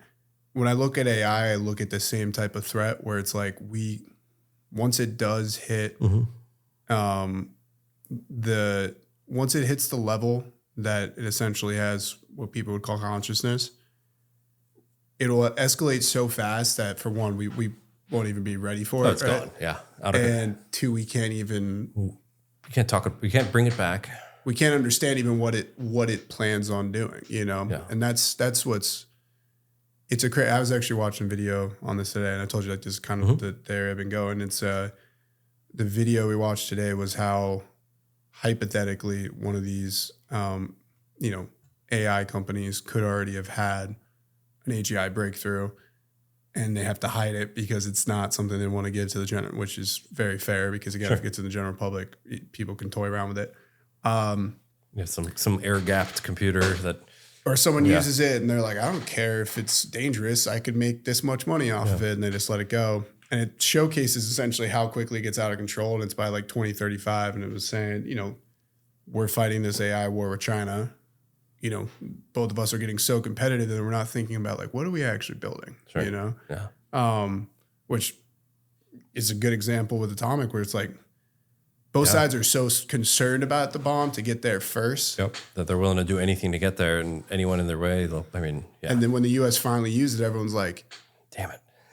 But they're also like, this is what we are building. And then, Russia comes out, it's like, we have it now. If Russia never built that bomb, if we never built that bomb, we go to war for sure. There's a ground war with Russia. Yeah. Yeah, there was Operational Unthinkable was the backup plan. Yeah. Where they would repurpose all the German POWs. Yep. And aim them east, and then just keep pushing. Yeah. And that's what's crazy is the bomb completely changed everything, and equalized it almost. Yeah. And everyone realized like now we're no longer playing with a bullet. Guns and we're playing with something that can kill hundreds of thousands like that. Yeah. So we're getting conceptual, but it's so crazy to see how fast it's moving. It'd be because when were you born? 98. 98. Okay. So I was pre-Google. I think you were born in the year of Google. Yeah. Right? Like to tell our kids, be like, oh yeah, we were born pre-Google or pre-internet. Yeah. You're like, what are you talking about? Like how does that even exist as a concept? Like I barely remember before the iPhone was around, right? And I don't really remember like when YouTube wasn't around and everything. Like that was right when you kind of get your actual consciousness, But who embraced that, right? It wasn't the old people. It wasn't even me. I still can't your get generation. my dad to fucking embrace it. I tell my dad all the time, I'm like, you need to learn this. Yeah. And he's getting worse with it. Like, no, you get, get better with it. Like somehow he's getting worse. But, and it's the Blockbuster argument. Like, what did Blockbuster do? They doubled down on what they had, right? They hired a new CEO, and they said, hey, instead of doing this online streaming service, how about we sell more Twizzlers and T-shirts in Blockbuster? What did they do? Multi-billion-dollar company doubled down or quadrupled down on what they knew. So what's going to happen when AI takes off, and then, no criticism, but like all the leaders have no idea how to even, set up their own, internet capacity. So they're like already 3 generations behind. Yep. And now you're asking them to make decisions on AI. Yep. Can quickly get manipulated and used easy. And I think that's the concern as well. Is like now that's becoming an application for military use. You rather like the people up top, they have cognitive dissonance on what they don't know and what they do know. You authorize the wrong weapon or this and that. It's or like outdated weapon. And it's when you're playing with this type of weaponry, we were talking about this when we were on the walk, is like drones, all this. It's totally different dynamic of war. And, right now we're in that pseudo Cold War where it's like whoever comes out on top, they kind of have the nuke. They can go for whatever they want to go for. It's a scary thought. It's a crazy concept of terrifying. Like how war can shift. Let's jump a little bit into Spike though, because I really the two that I really wanted to kind of like give a good little deep dive into would be Spike, and then kind of the Devil, where they're going after Mussolini as well, because those two is like it's insane. It's insane that it's crazy. This would be a good story if it wasn't true. If it was just a fictional story, you're like, oh, okay, cool, told from the first person of the OSS guys. Yeah, and then you're just like, wait a second, but this is true. Not only is it like the story how the memoir was found is part of the story. Yeah, like the story was like, oh yeah, this was hidden in the archives, and a Green Beret found it and he found it in the middle of a collapsing war that talked about a collapsing war that happened, nearly 100 years ago now. And the guy wrote it and stole all the photos. And then the Green Beret confirmed the memoir by like backtracking it and getting lucky on like some archival digs. and then found the families and brought it all together. Families reaching out, like Yeah, the random phone calls. And so like it's one of those situations like, you know, I gotta have like a beer sometimes and be like, I don't get it. Like I'm not complaining, but I don't get it. You know, because it's amazing in a really exciting way, right? Like the amount of people that are like, oh my God, like this is written like a movie, right? I'm like, yeah, that'd be amazing. And so like, and then with should be honestly a Netflix series because I feel like there's just so many stories that a movie doesn't even do it justice. Yeah, no, yeah. For someone pointed it out that this is to Band of Brothers in a special operations way, right? Because not only, you know, Band of Brothers, beautiful movie, you know, multi-series, like 10 episodes or something. I think, yeah, there's two. There's one in Pacific, and then one in Europe. So. Yeah, and so like these are the same for that, but in a special operations capacity, right? And you're just like, oh my God, these are so exciting. Like, and then he writes it where like Stan, he's a 20-year-old dude. He's the radio man. He's jumping in with them, and they're about to jump in, and Stan like takes off his helmet and starts combing his hair. And Steve's like, "What the hell are you doing?" And Stan's like, "There's got to be women down there when we land there. I'm not going to show up ugly." I'm like, "Oh, I know a guy like that in the real, you know, in SF, right? We don't change." And then Stan lands, and he busts his back, and like they don't have any medicine, so he just starts getting shit faced, right? And so like he's sending messages like schmammered, and he's like, "Sorry guys, like." This bottle of liquor is the only thing that's going to keep my back pain away. And, you know, Stan's just running around hound dogging it, trying to like hit on every girl around him. And, you know, you're like, Stan, come keep it in your pants, man. Send out this message. Yeah, we're on a full operation right now. Yeah, but he's surrounded by Yugoslavian women who haven't seen a man in forever. And so, like, you know, he doesn't hold back on anything. That's kind of why it's told in such a way that like, oh, every character in here is real. And then like I went through and I found the characters and I dug up their obituaries and I went to the MI6 and I was like, hey, what else can you tell me about Strachey? Apparently Major Strachey was like in the 40s, he was part of like a national British family line, like one of those royal families that went bankrupt in the 70s, right? And so we're like, oh, like this is amazing that these humans were real. And it's kind of funny that at that point too, that the British, their like leadership, like that guy probably hadn't done enough to like, you know what I mean? Yeah. Like, because I was still falling in line of like, oh, he's from a royal family, so we have to put him in this position. Yep. Yeah. And then he comes in and he's like, you know. Yeah, and that's the best part. The British team that was on the ground were like, oh no, Strachey's coming in. We're like, let's delay him. Right? You're like, what do you mean? And like they're debating back and forth. Like in the memoir, Steve's writing the debate they're having around the campfire. And then they're like, okay, we're gonna like tell command not to drop him in. And then I find the Morse code message that says, hey, we're still moving. Don't drop him in. Like to the day of the conversation. And I'm like, Steve, you were like a hilarious son of a bitch. Like, this is amazing. Like, he pulled no punches. Yeah, just keeping track of everything. He's like, yeah, we talked about this. We shit talked that guy. We drank this. Like, and then, you know, the real tragic stuff when he talks about it. He's like, yeah, I was on top of a mountain with binoculars and we heard screaming from across the way. And like the shepherd runs and says the Serbians took over the village. And so Steve starts looking down at the village and he sees 25 Serbian women. They're all tied wrist to wrist. The Serbs or whoever came in had cut off, you know, stripped them naked, whipped them, cut off their breasts, and then like marched them off to execution. Right? And you're like, Jesus Christ, like if the rest of the stories are true, then this story is equally true. Yeah. Right? Like the atrocities, the way he captures the ironies of the communists as they're talking and like they're justifying their position.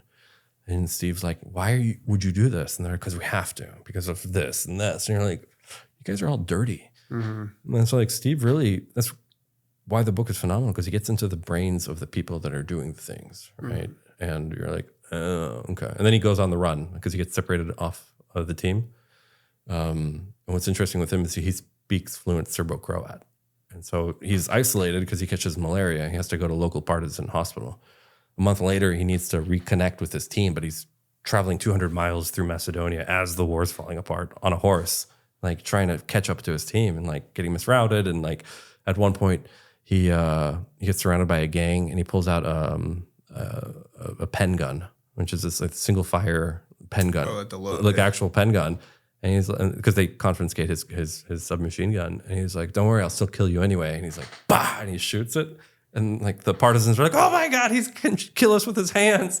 So they give him his stuff back and tell him he can go on his way.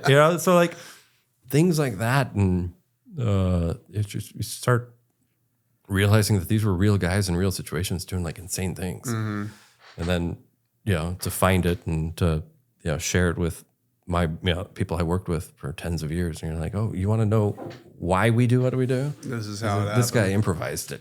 So what was the like key objectives of Operation Spike? Like getting, I guess for both of these, like giving, kind of a macro overview of like what the operation was and some of the stuff that happened throughout. Like what was Spike's mission and like what was kind of the introduction to it? So the two introductions is they go into their briefing room. They're told, we've sent 2 teams, none have made it. You'll be the third. And then their primary mission being link up with the Macedonians, because there's never been a special operations team in Macedonia. But with the gorges and the valleys, it's a prime spot to blow bridges and isolate the Germans and work and basically build up the resistance there. So they partner with a guy named General Apostolski, which is ironic because General Apostolski, after the war, when he dies, he's a national hero of Macedonia now. Right, he's buried in the like National Hall of Fame type things. I think the military academy in Macedonia is called Apostolski. Right, there's direct evidence and maybe a good 200 pages of him like operating in World War II that isn't written in history.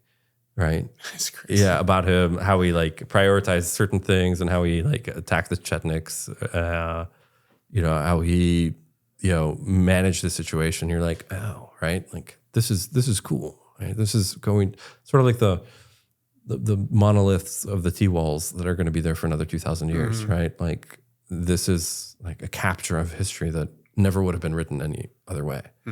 I've kind of played with the idea of sending this to the military academy, like in Macedonia. I don't know if they'll like it or not, but yeah.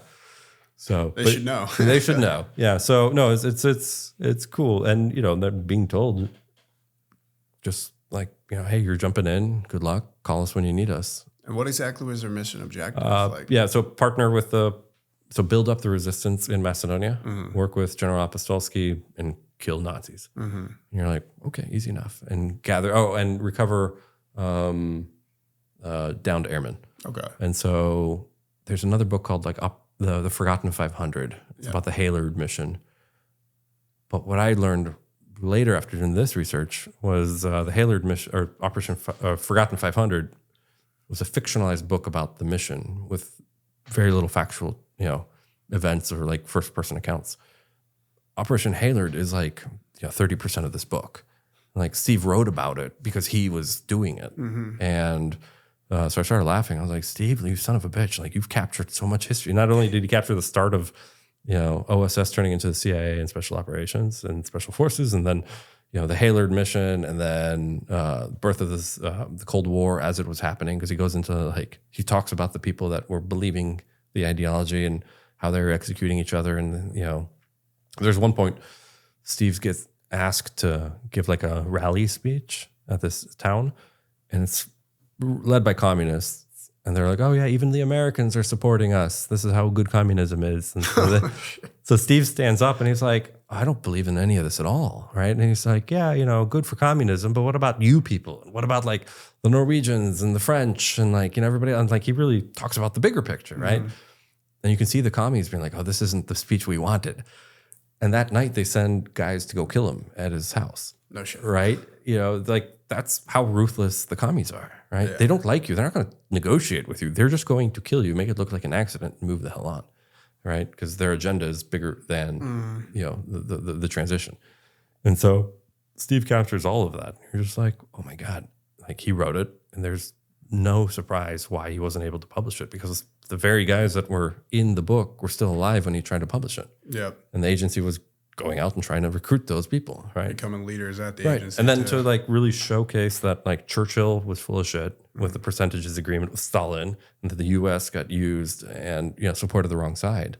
Like if you think about how wrong this book could have gone in 46, 47 when it got published, like it would have contradicted all US policy. Yeah. Yeah. And you're just like, wow. Like, not even then too, 50s, 60s. Yeah. And the guys are still alive. And, and they're running the show, and it's like, you guys got duped by the UK. Yeah. Granted, we might have learned a little bit because we started doing some stuff, some duping. Yeah, some of that as well. But yeah, I mean, it would have been like, wait, you guys were working with the communists, and now we're fighting. We saw this coming. Yeah. Like guys on the ground saw it coming, and they reported it up, and the reports were never making it higher.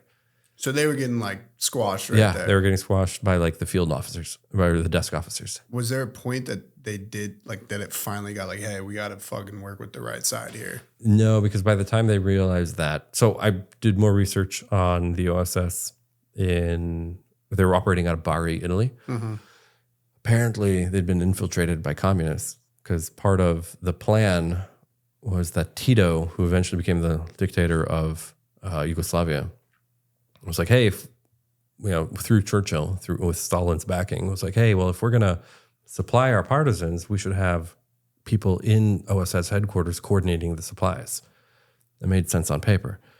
But what those secret agents were basically Yugoslav Tito agents were doing was they were coordinating for supplies for the partisans, but they were also squashing any reports saying the partisans were bad.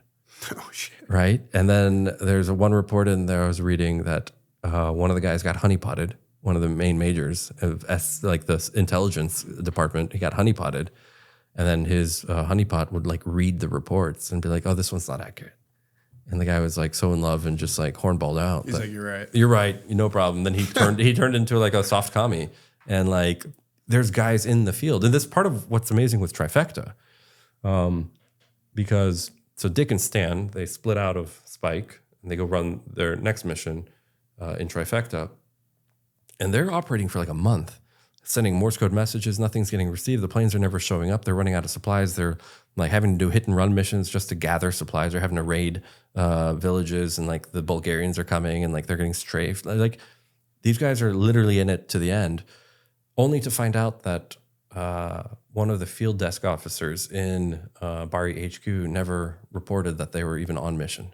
So these guys got split off mission for a month, almost died because the paperwork didn't get filed correctly.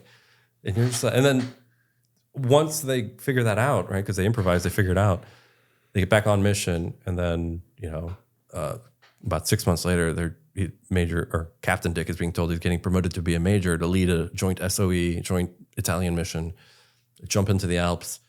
And like the way he wrote it, like his report, it's not like a dry report. It's like, oh yeah, we jumped in, big Italian guy started yelling at us for mortars. He again looks like Coop. And when we didn't have mortars, he would like shake us and yell at somebody else. And like one of their guys almost breaks his back, and like the big guy shakes him, throws him down. Said, "Why did you bring mortars?" And like, but he captures this in an official report. You're like, oh my God, this is like rich information. Yeah. And then he goes in, and it gets a little confusing in the report, but I have talked to all the families, and they're like, oh yeah, Dad told me this one time where the spring thaw had come out. They saw an apple tree on top of a mountain. There were some apples up there, but it was surrounded by Germans. But this guy, Stan, was so burnt out because he just took a mortar round to the head, basically. He knocked himself out. German mortar. Comes to, he's so pissed off that he's like, F it. And he goes to the apple tree, climbs the apple tree to get these springtime apples as the Germans are shooting at him. And Major Dick's yelling, get down. And Stan's like, I got this. And like tree branches are snapping off, rounds are whizzing by, and he gets a couple apples, comes down, like gives it to some of the trees, like, yeah, like got an apple. Like got an apple, right? And I'm like, oh my, like those are stories that like one happen on real deployments all the time. Two, could never have been captured had like the family's not told me about this one time Dad told a story when they were driving to get coffee and biscuits or whatever, right? And I'm like, this is some richness that doesn't exist. It's also dudes just operating with no rules too. Just like dudes. It's just dudes being dudes. So regimented. It's like they literally got their protocol jumping into countries like shoot the right guy. And I could tell you a story, but I probably should. I'm not going to. I can't. Sorry. You can't. Okay. Yeah. When I get out, I can tell this story. We'll bring that back. Yeah, I'm excited for that. about rules. Yeah, it's like the guys. They're dropping in country. I mean, their rules of engagement were probably like, if it's a bad guy, you're good. Shoot him. If it's a bad guy, or if it's the good guys or the medium guys, don't do it. Yeah. Good luck with everything else. Yeah, and what's crazy about it is they took their job so seriously to heart. Like, So after they kill off the Italian fascists, so Italy makes a truce with Germany, and then all these German troops are starting to come through Italy to get to Berlin. And Major Dick is like, wait a second, like, no, America and Germany still are at war. It's like, I can't let these 100,000 troops come back to Germany. So he and his merry band of OSS dudes, they go down into the village because the Italians aren't helping them. And the German major comes up in his little Kubelwagen, like fancy car. And he's like, we have authority to come through. He's like, you have authority from the Italians, not the Americans. And so this handful of OSS guys hold back another couple thousand Germans. And the family tells me this story. They're like, oh, we get it now. When Dick said he took out a piece of gum, chewed it, and said no to a German major. And I was like, oh, this coincides exactly with that, right? So imagine Dick, who's already been on a mountain fighting for a month, there's like 1,000 bodies around his hill. It's coming down. He's in a little Italian village, and there's he says 3,000 Germans, tanks, every flak, infantry, and German major and him are having like a OK corral. And, Dick's like, racks around and says no. And then the next day they have a follow on, like the Germans try to break through and he kills or captures almost 100 of them. And, with him, just a couple handful of OSS dudes. And finally the Germans are like, all right, we quit. Right. So, and then what's insane about it is because Dick didn't personally kill Mussolini, right? His family's telling me this. He felt so bad that he downgraded his own medal. Like he should have gotten a Silver Star or even, a Medal of Honor. But he was like, no, I didn't kill Mussolini. So just give me a Legion of Merit, which is like a step above a Bronze Star. Right. And you're like, wait a second, like you killed thousands of dudes with, airstrikes and artillery and, counter guerrilla operations. You faced off against, 3,000 Germans. And then the guys you were working with went off and killed Mussolini and ended the war, earlier than ever because Mussolini all of a sudden was dead, right? They hung him up. And what's amazing about it is the family gave me a picture of Mussolini hung up and executed that's never been published before. That was in their own family archives. Yeah, like so. Right? And I'm like, this is amazing. Like I'm digging out real history. Yeah. Right. And just by conversations and asking families to look under their beds, So that operation, so they were dropping them in with the intent of saying like, you guys are on the takedown team to take down Mussolini. Yeah. Kill, capture, Mussolini. Or allow it to happen, basically, however that happens. And what was the setup with that? Because let's say if it was you guys, right, and we're sending you into Afghanistan or whatever, sure. And you guys are targeting, or I don't know, Iraq when Saddam was there, it's like, oh, we're sending you in, you got to kill, capture this person. Like you guys are hitting the house, same way we hit Osama, right? Like you go in the house, you're taking them down, whatever. Were they dropped in with the intent of work with the local forces and definitely heavier on the figure it out side. Yeah. Donovan's guidance was not to dictate the mission, right? This is your objective. You figure it out as you're figuring it out. And so, they jump in a couple feet of snow on top of the Alps. They meet a handful of partisans that put them in a hotel. Or a local mountaintop hotel. They wake up in the morning, they start doing their assessment, which is all stuff that we do in Robin's age and real life, right? Show up, shake hands, kiss babies, do your assessment. Dick does that because a British team also jumped in. Major Beckett led the British team, but he was sub-command to Rayner, Major Dick. And what's amazing about Major Beckett, the British SOE, is that he was sent in to also find Mussolini, but to destroy all the paperwork that was happening between Mussolini and Churchill. Because they were working. They were dirty. Mussolini wanted to surrender to Churchill. There was all this, they'd been in communication forever. And so their job was to get rid of that. Get rid of that piece, help the American mission, but get rid of evidence. God, all this spy crap that's happening at the time. People just don't, Yeah, because it would be embarrassing to England. And so, Major Beckett, who was also a count from the Czech Republic or Czechoslovakia, was a World War II ace pilot. I don't know if he was an ace, but he was a pilot. He shot down 14 Germans, was shot down by a German ace. And then when the British picked him up and kind of like investigated him more. And he was like, hey, this guy would be great for the SOE, right? So they recruited him for the SOE. He'd already jumped into Italy the year earlier, got into a tiff with the communist Italian partisans, had to shoot his way out of there, and then got dropped back in with Major Dick on the OSS mission in order to try to cover up the British tracks, right? Like, who the F writes that? Like, that's history. You actually could have made that up. No, that's like real. And so I found his records, and I'm just like, they were waterlogged and damaged, and I try to make sense of them as best I could.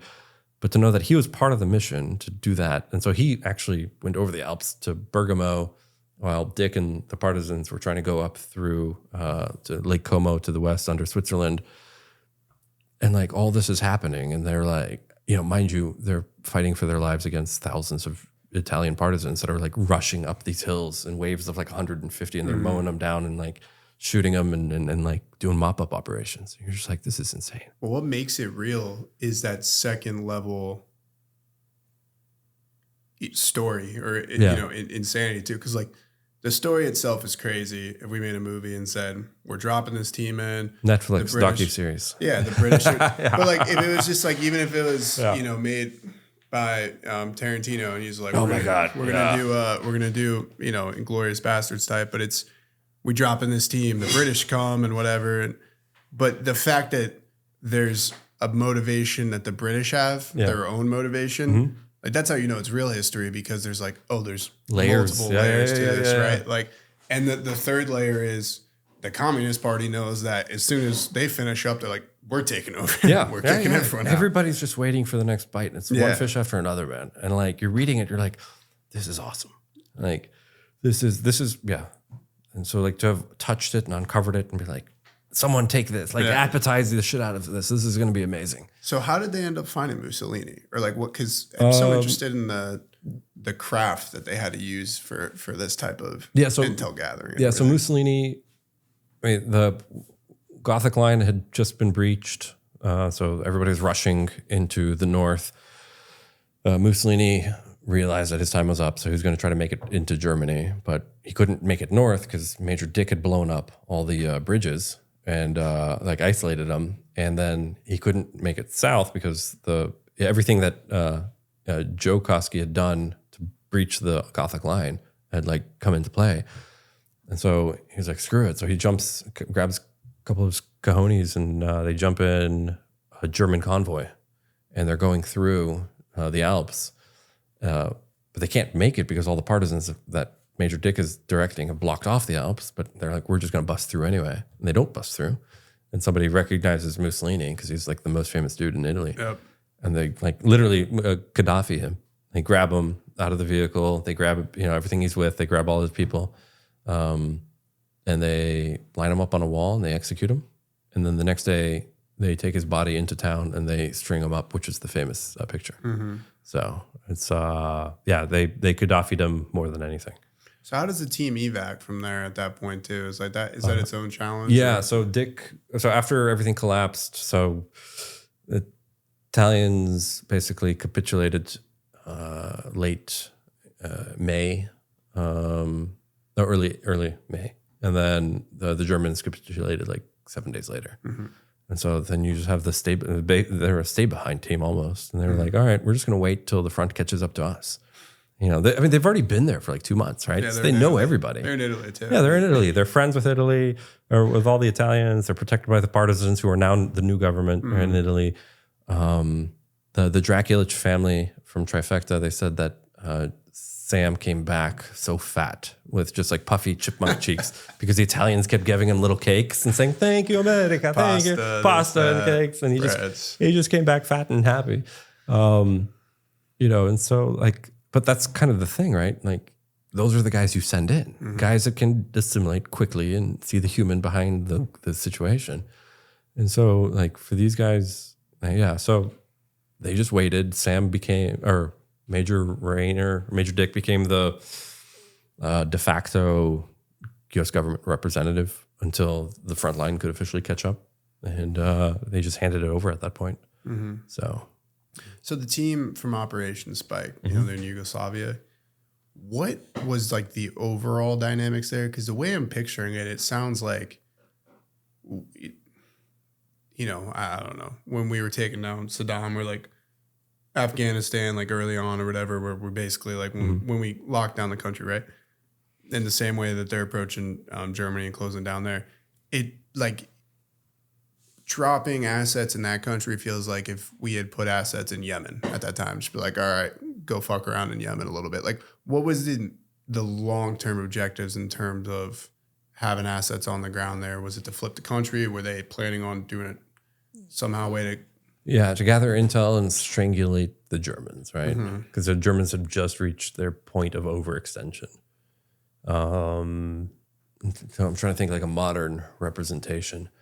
If you dropped a bunch of Green Berets into Donetsk right now, right? And like, we're like, hey, just start blocking and blowing up all the supply routes, right? Or Crimea. That's sort of like theoretical situation. That's it, yeah. Like cause ruckus, cause problem, you know, the other guys, they're on a tipping point. We need you to tip it all the way.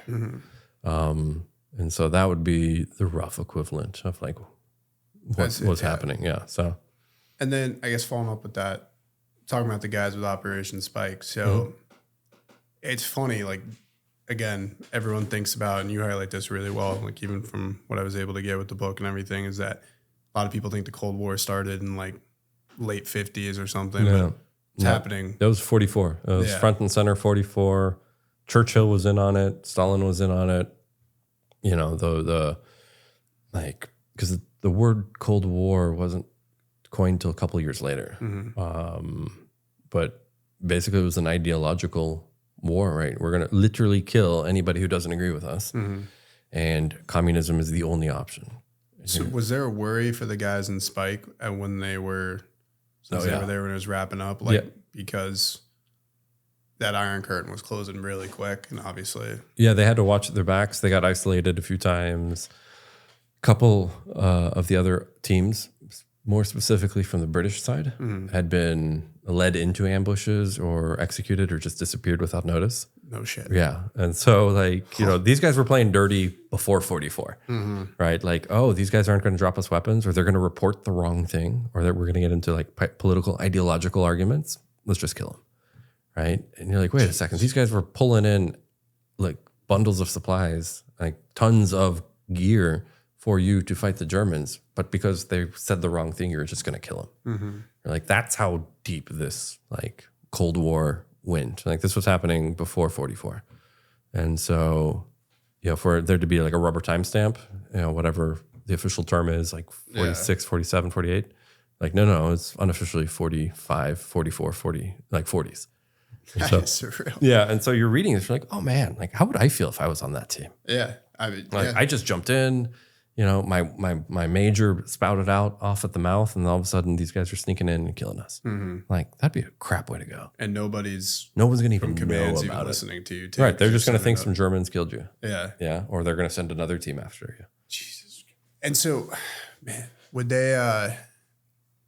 Was there kind of plans around that? Like, if you were in that position, you guys would probably start being like, you know, you'd be thinking about like, we're not going out with this team on that. We're doing that. Like, you know, were they starting to kind of, did they recognize that, or was it more like... they definitely recognized it there at the end.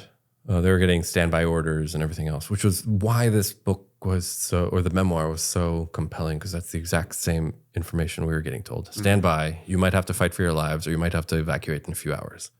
You know, like... I didn't even think about that. Yeah. So like the contrast, maybe there's like three stories in one, right? The actual story of the 1944 mission, how the book was found, right, over the course of like 80 years and brought out to publication.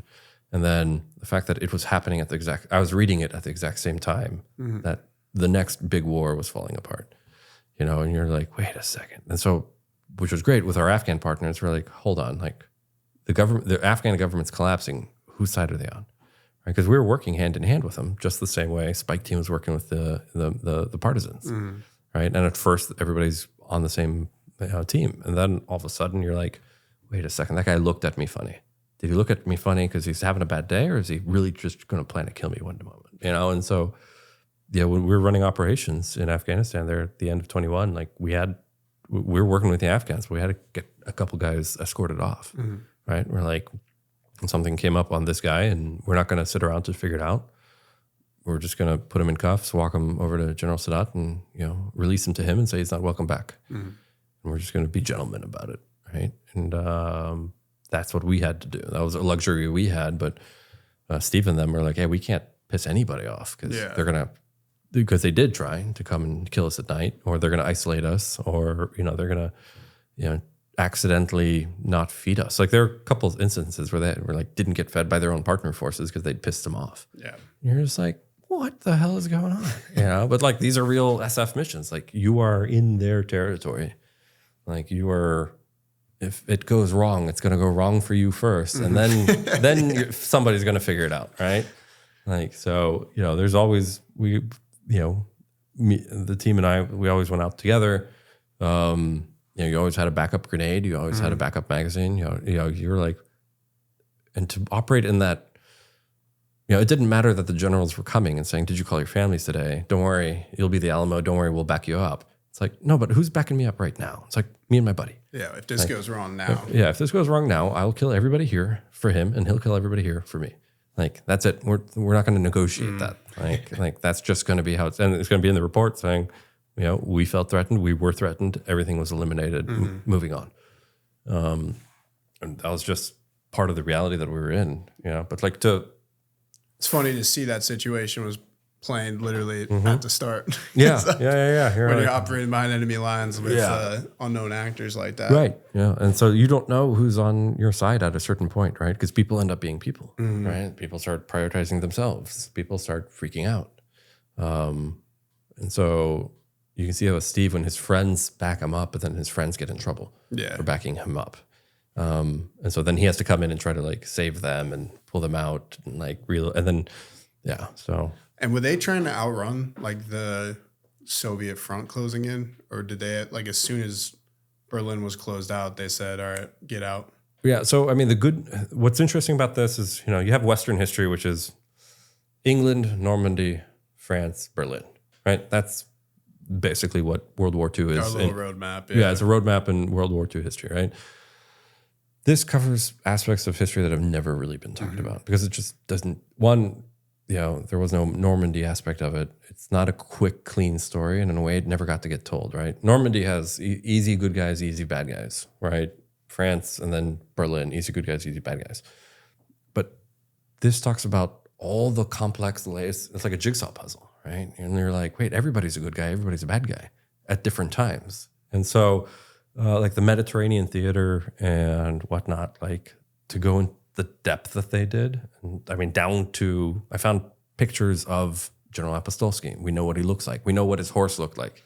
Yeah, we know what his mistress looked like because Steve took a picture of his mistress and said, General Apostolsky is sleeping with this woman all the time, and she gets extra shoes and she gets extra rations, and you're like, and he's shameless about it, right? And so that's aspects of history, because it kind of ties into what we were talking about earlier. The human chooses the outcome of the war, right? But if all you're doing is getting a report, those are just names and numbers and actions, right? But if two humans have a different decision, right? So Steve, in some ways, is capturing true warfare, right, between humans and ideologies in ways that like dictate actual numbers out, the outcome of it, right? So it's a mind-numbing event that he stole the pictures, that he wrote it, that he tried to publish it, and then he worked for the agency for a little bit because he couldn't publish it. So he's like, I got to make a living somehow. Get more stories. Get more stories. And so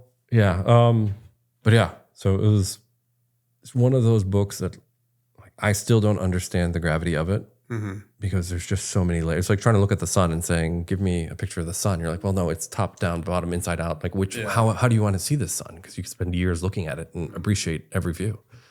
And so, so the legacy from this is phenomenal. Which mission or objective from the trifecta do you think stands out the most to you, or do you think would be the most surreal for somebody to be hearing for the first time, even if they were like a World War II history buff or anything? Yeah, I would do the Mussolini mission. Right? So, I mean, trifecta is a combination of 3 missions. It's aspects of Spike that only pertain to Captain Dick and Stan at that point. Aspects of Abbeville, which is when they split off, the mission that the CIA declassified in 2007, part of like a Nazi war tribunal, and then Operation Offense, which is the actual Mussolini mission. So slamming them together, you get a trifecta of missions. You also have a trifecta of British SOE, the OSS, and the partisans, right? So there's like a common theme of 3 that kept popping up. But yeah, like knowing that Major Dick jumped in. They tried to insert twice before. They couldn't do on weather on both of them.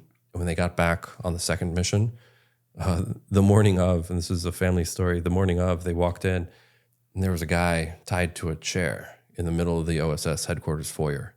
And he had gotten the shit beat out of him, bleeding, had a gag on. MP was standing next to him. He had a baton. Anybody that wanted to beat him could beat him. Because they found that guy was leaking mission information to the Nazis with like a secret Morse code message.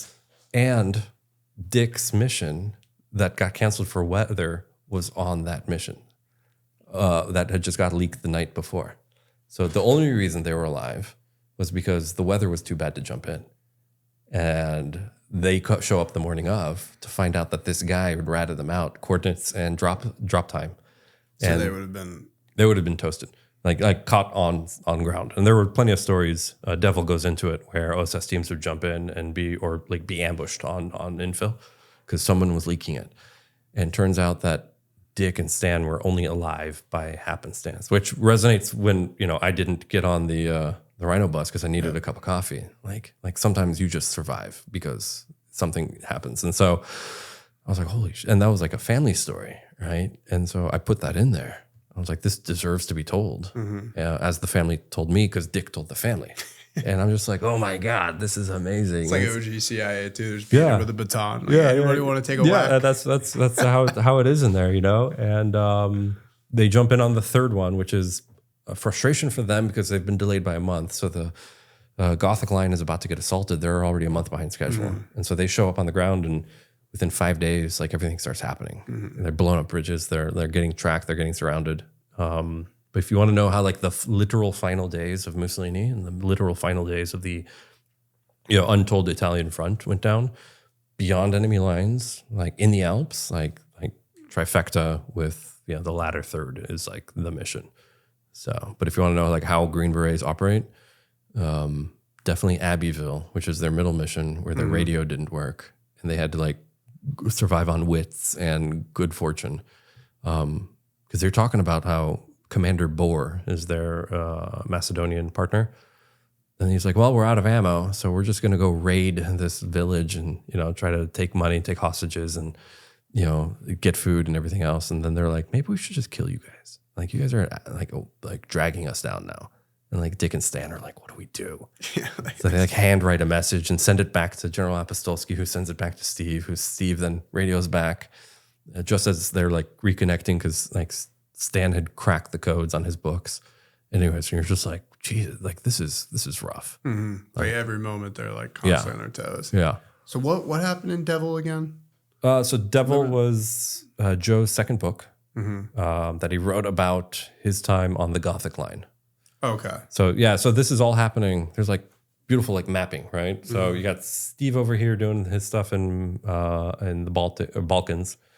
You got Joe over here doing his stuff in Italy, trying to pepper and break the Gothic line ahead of time of the assault. And then what's ironic is that Steve, so off of Steve's mission, you get then Major or Captain Stan, or Captains, this is where it gets rated, Captain Dick and Stan go on Abbeville, get isolated for a month. They get all pulled out into Italy. And just before the Gothic line breaks, Stan and Steve go in to hunt Mussolini before he can escape. And so then Joe's mission happens. Mussolini then escapes or tries to, and then everything it's like boom, boom. You want to talk about like everything building up. Everything building up at the exact same time. Like it's effing insane. And so let me ask then. Yeah. Because I mean this is building out that roadmap and how everything kind of plays off of each other. It feels like you're taking, a small scoop out of the ocean here because it's like I'm sure there's so much more different information out there on different OSS stories. Like, what, I mean, this is already a huge impact, but what impact do you think that they had throughout World War II on different theaters and everything? Do you think there were similar operations maybe happening in Russia, Germany, the Pacific? Like, how were they kind of operating around there as well? Yeah, I mean, I can talk to the European theater heavy, but knowing that they were operating, in Burma behind enemy lines with the Japanese, they're infiltrating into China, backing up the Chinese. I'm not familiar with their actions in Africa, right? I think that was more SOE territory, the British, because they're more colonial in that perspective. But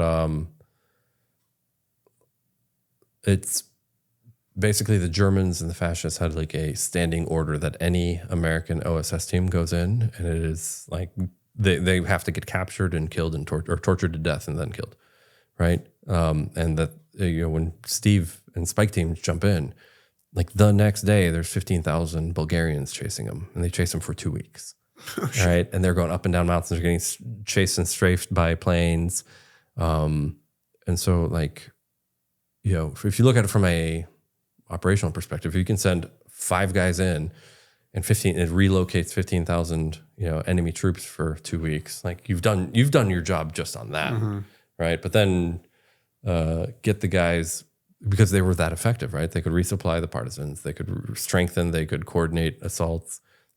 Steve was radioing back positions on convoys that were getting strafed and bombed. So now you're losing hundreds of tanks and hundreds of trucks. So speaking to that capacity, it's phenomenal, right? And then when you have an OSS team that a handful of dudes literally capture the tyrant of Italy, right? You're like, it wasn't kill thousands on the long. You kill thousands, right? Like a Sherman crew tank is 4 or 5 guys, right? That's a tank, but 4 or 5 OSS guys stop an entire region, right? And have thousands of guys dead for it, right? And so, the disproportionality is amazing. And knowing that there are, Jedburgh teams jumping into France and Germany, doing the same thing up there, reporting on intelligence and cracking codes. That's why the OSS was kind of an anomaly, and that's why General Donovan's genius really shined through. Because he was able to say, hey, go out there and just do what you're naturally going to do and just do it well. And good luck, right? Like, we'll figure it out. They'll figure it out, and you make it or you won't. But like, you signed up for the adventure, go for it. I guess that's what I was going to ask. Are you going to continue to explore some of the other avenues? Because again, like so many of these stories have just never been told. The perspective hasn't even been thought of that OSS agents were operating in these. And I'm sure there's a plethora out there. Like, I got to imagine they at least took a shot at Germany at some point of like getting guys on the ground, I would think. The code name Atomic touches on it. I mean, an OSS guy can only be as successful as the partisans he's working with, right? I mentioned it earlier. The fastest way for any special operator to die is for them to think they can operate alone, right? And so, Scott in Atomic touches on it. His mission notionally actually fails because he gets captured because they're too far into Germany, and so France and Italy, you had a lot more partisan support than you ever did in Germany, but you also had partisan support in like the Netherlands and Denmark and Norway is a big one, and things like and even the High North. So what I'm going to explore next, actually, off this Cold War line, is Vienna in 1954. So Stalin had just died in 53, right? Changed all of Soviet politics.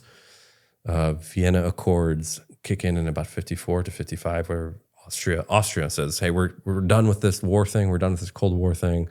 We're just going to be neutral, not aligned, and points to all, the Americans, the British, the French, and the Soviets and say, get your spies out of here. Leave us alone. Leave us alone.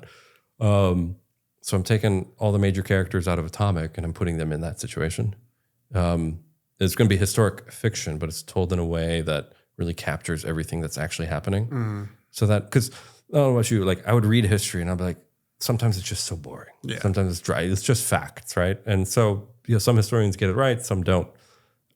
I like to learn history in a way that's fun and compelling. And even if I know that the character is experiencing it because it's a fictional character, but the facts are true, that's going to resonate with me. And so I'm going to explore the 54, 55 time frame of Austria, right? To kind of reflect off what's going on in Berlin.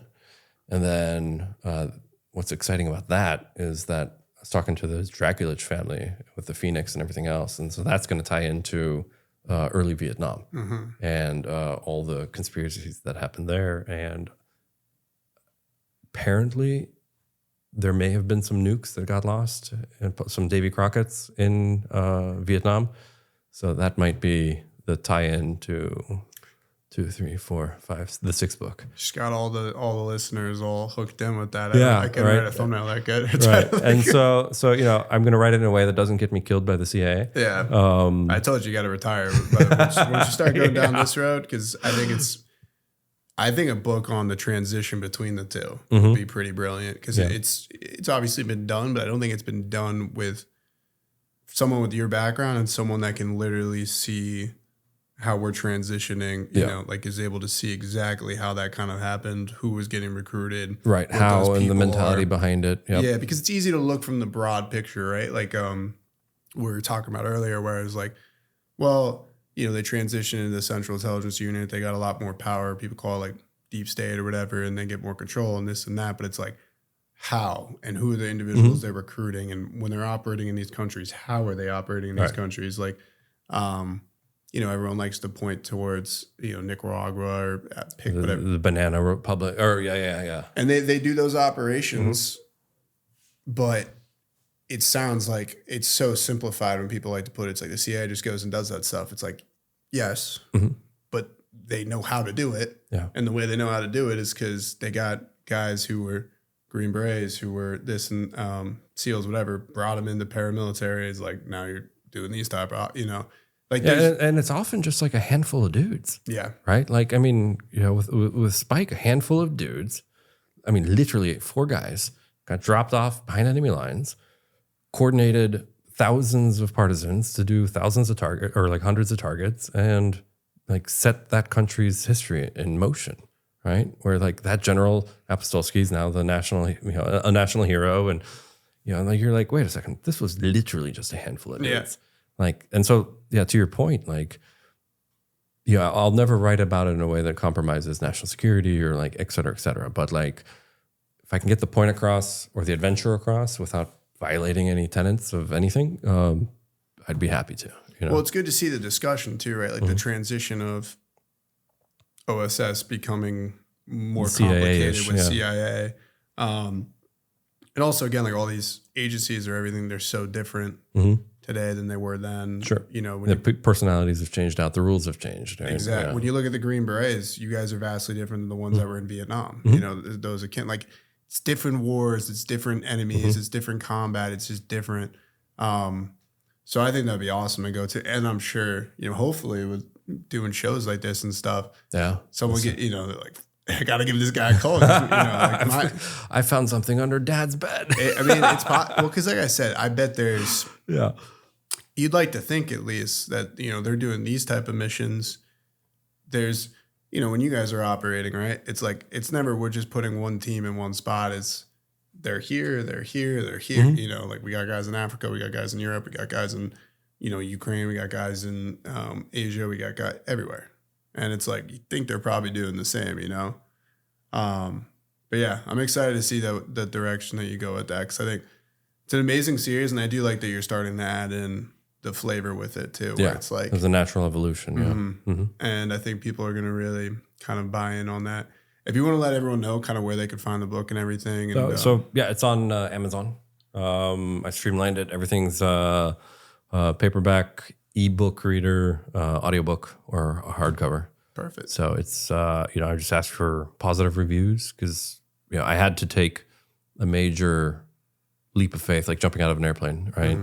You're like, the parachute's going to open. It should open, right? And so by, you know, with not letting Spike go the hands of a big box publisher so that they could butcher it up, I decided to protect the legacy of the book, right? By doing it right, but at the cost of having to learn all the publishing route, haven't learned the marketing route and everything else. So my request is very much if you read it and like it, like take the extra 30 seconds to leave a review, because we were talking AI, right? The algorithms and everything else. Yeah, it's so yeah, like that would be my personal ask, is like to support the book, because you're not supporting me really, you're supporting the legacy of the OSS and these guys who you waited 80 years for their book to get told. Well, the more people get to see it too, the more the story gets out there, and again, like the more these people get recognized for what they actually did in World War II. Because again, it's like we like to think it's like you were saying earlier, like Normandy to Berlin, it was pretty simple, straightforward there. Yeah, but these guys tied up 1 million soldiers by doing what they did, and kept them in southern, 1 million Germans, right? Yeah. So,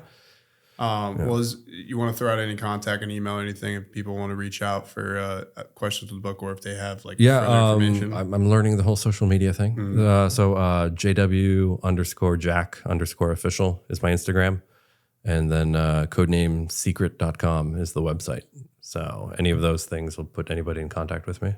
And, opening and discovering more history is what I'm all about. Perfect. Yeah. But Jacek, man, I really appreciate it. You. This was a hell of a conversation. I didn't know how much how we were going to approach this one, but yeah, I'll tell you what, I'm extremely excited.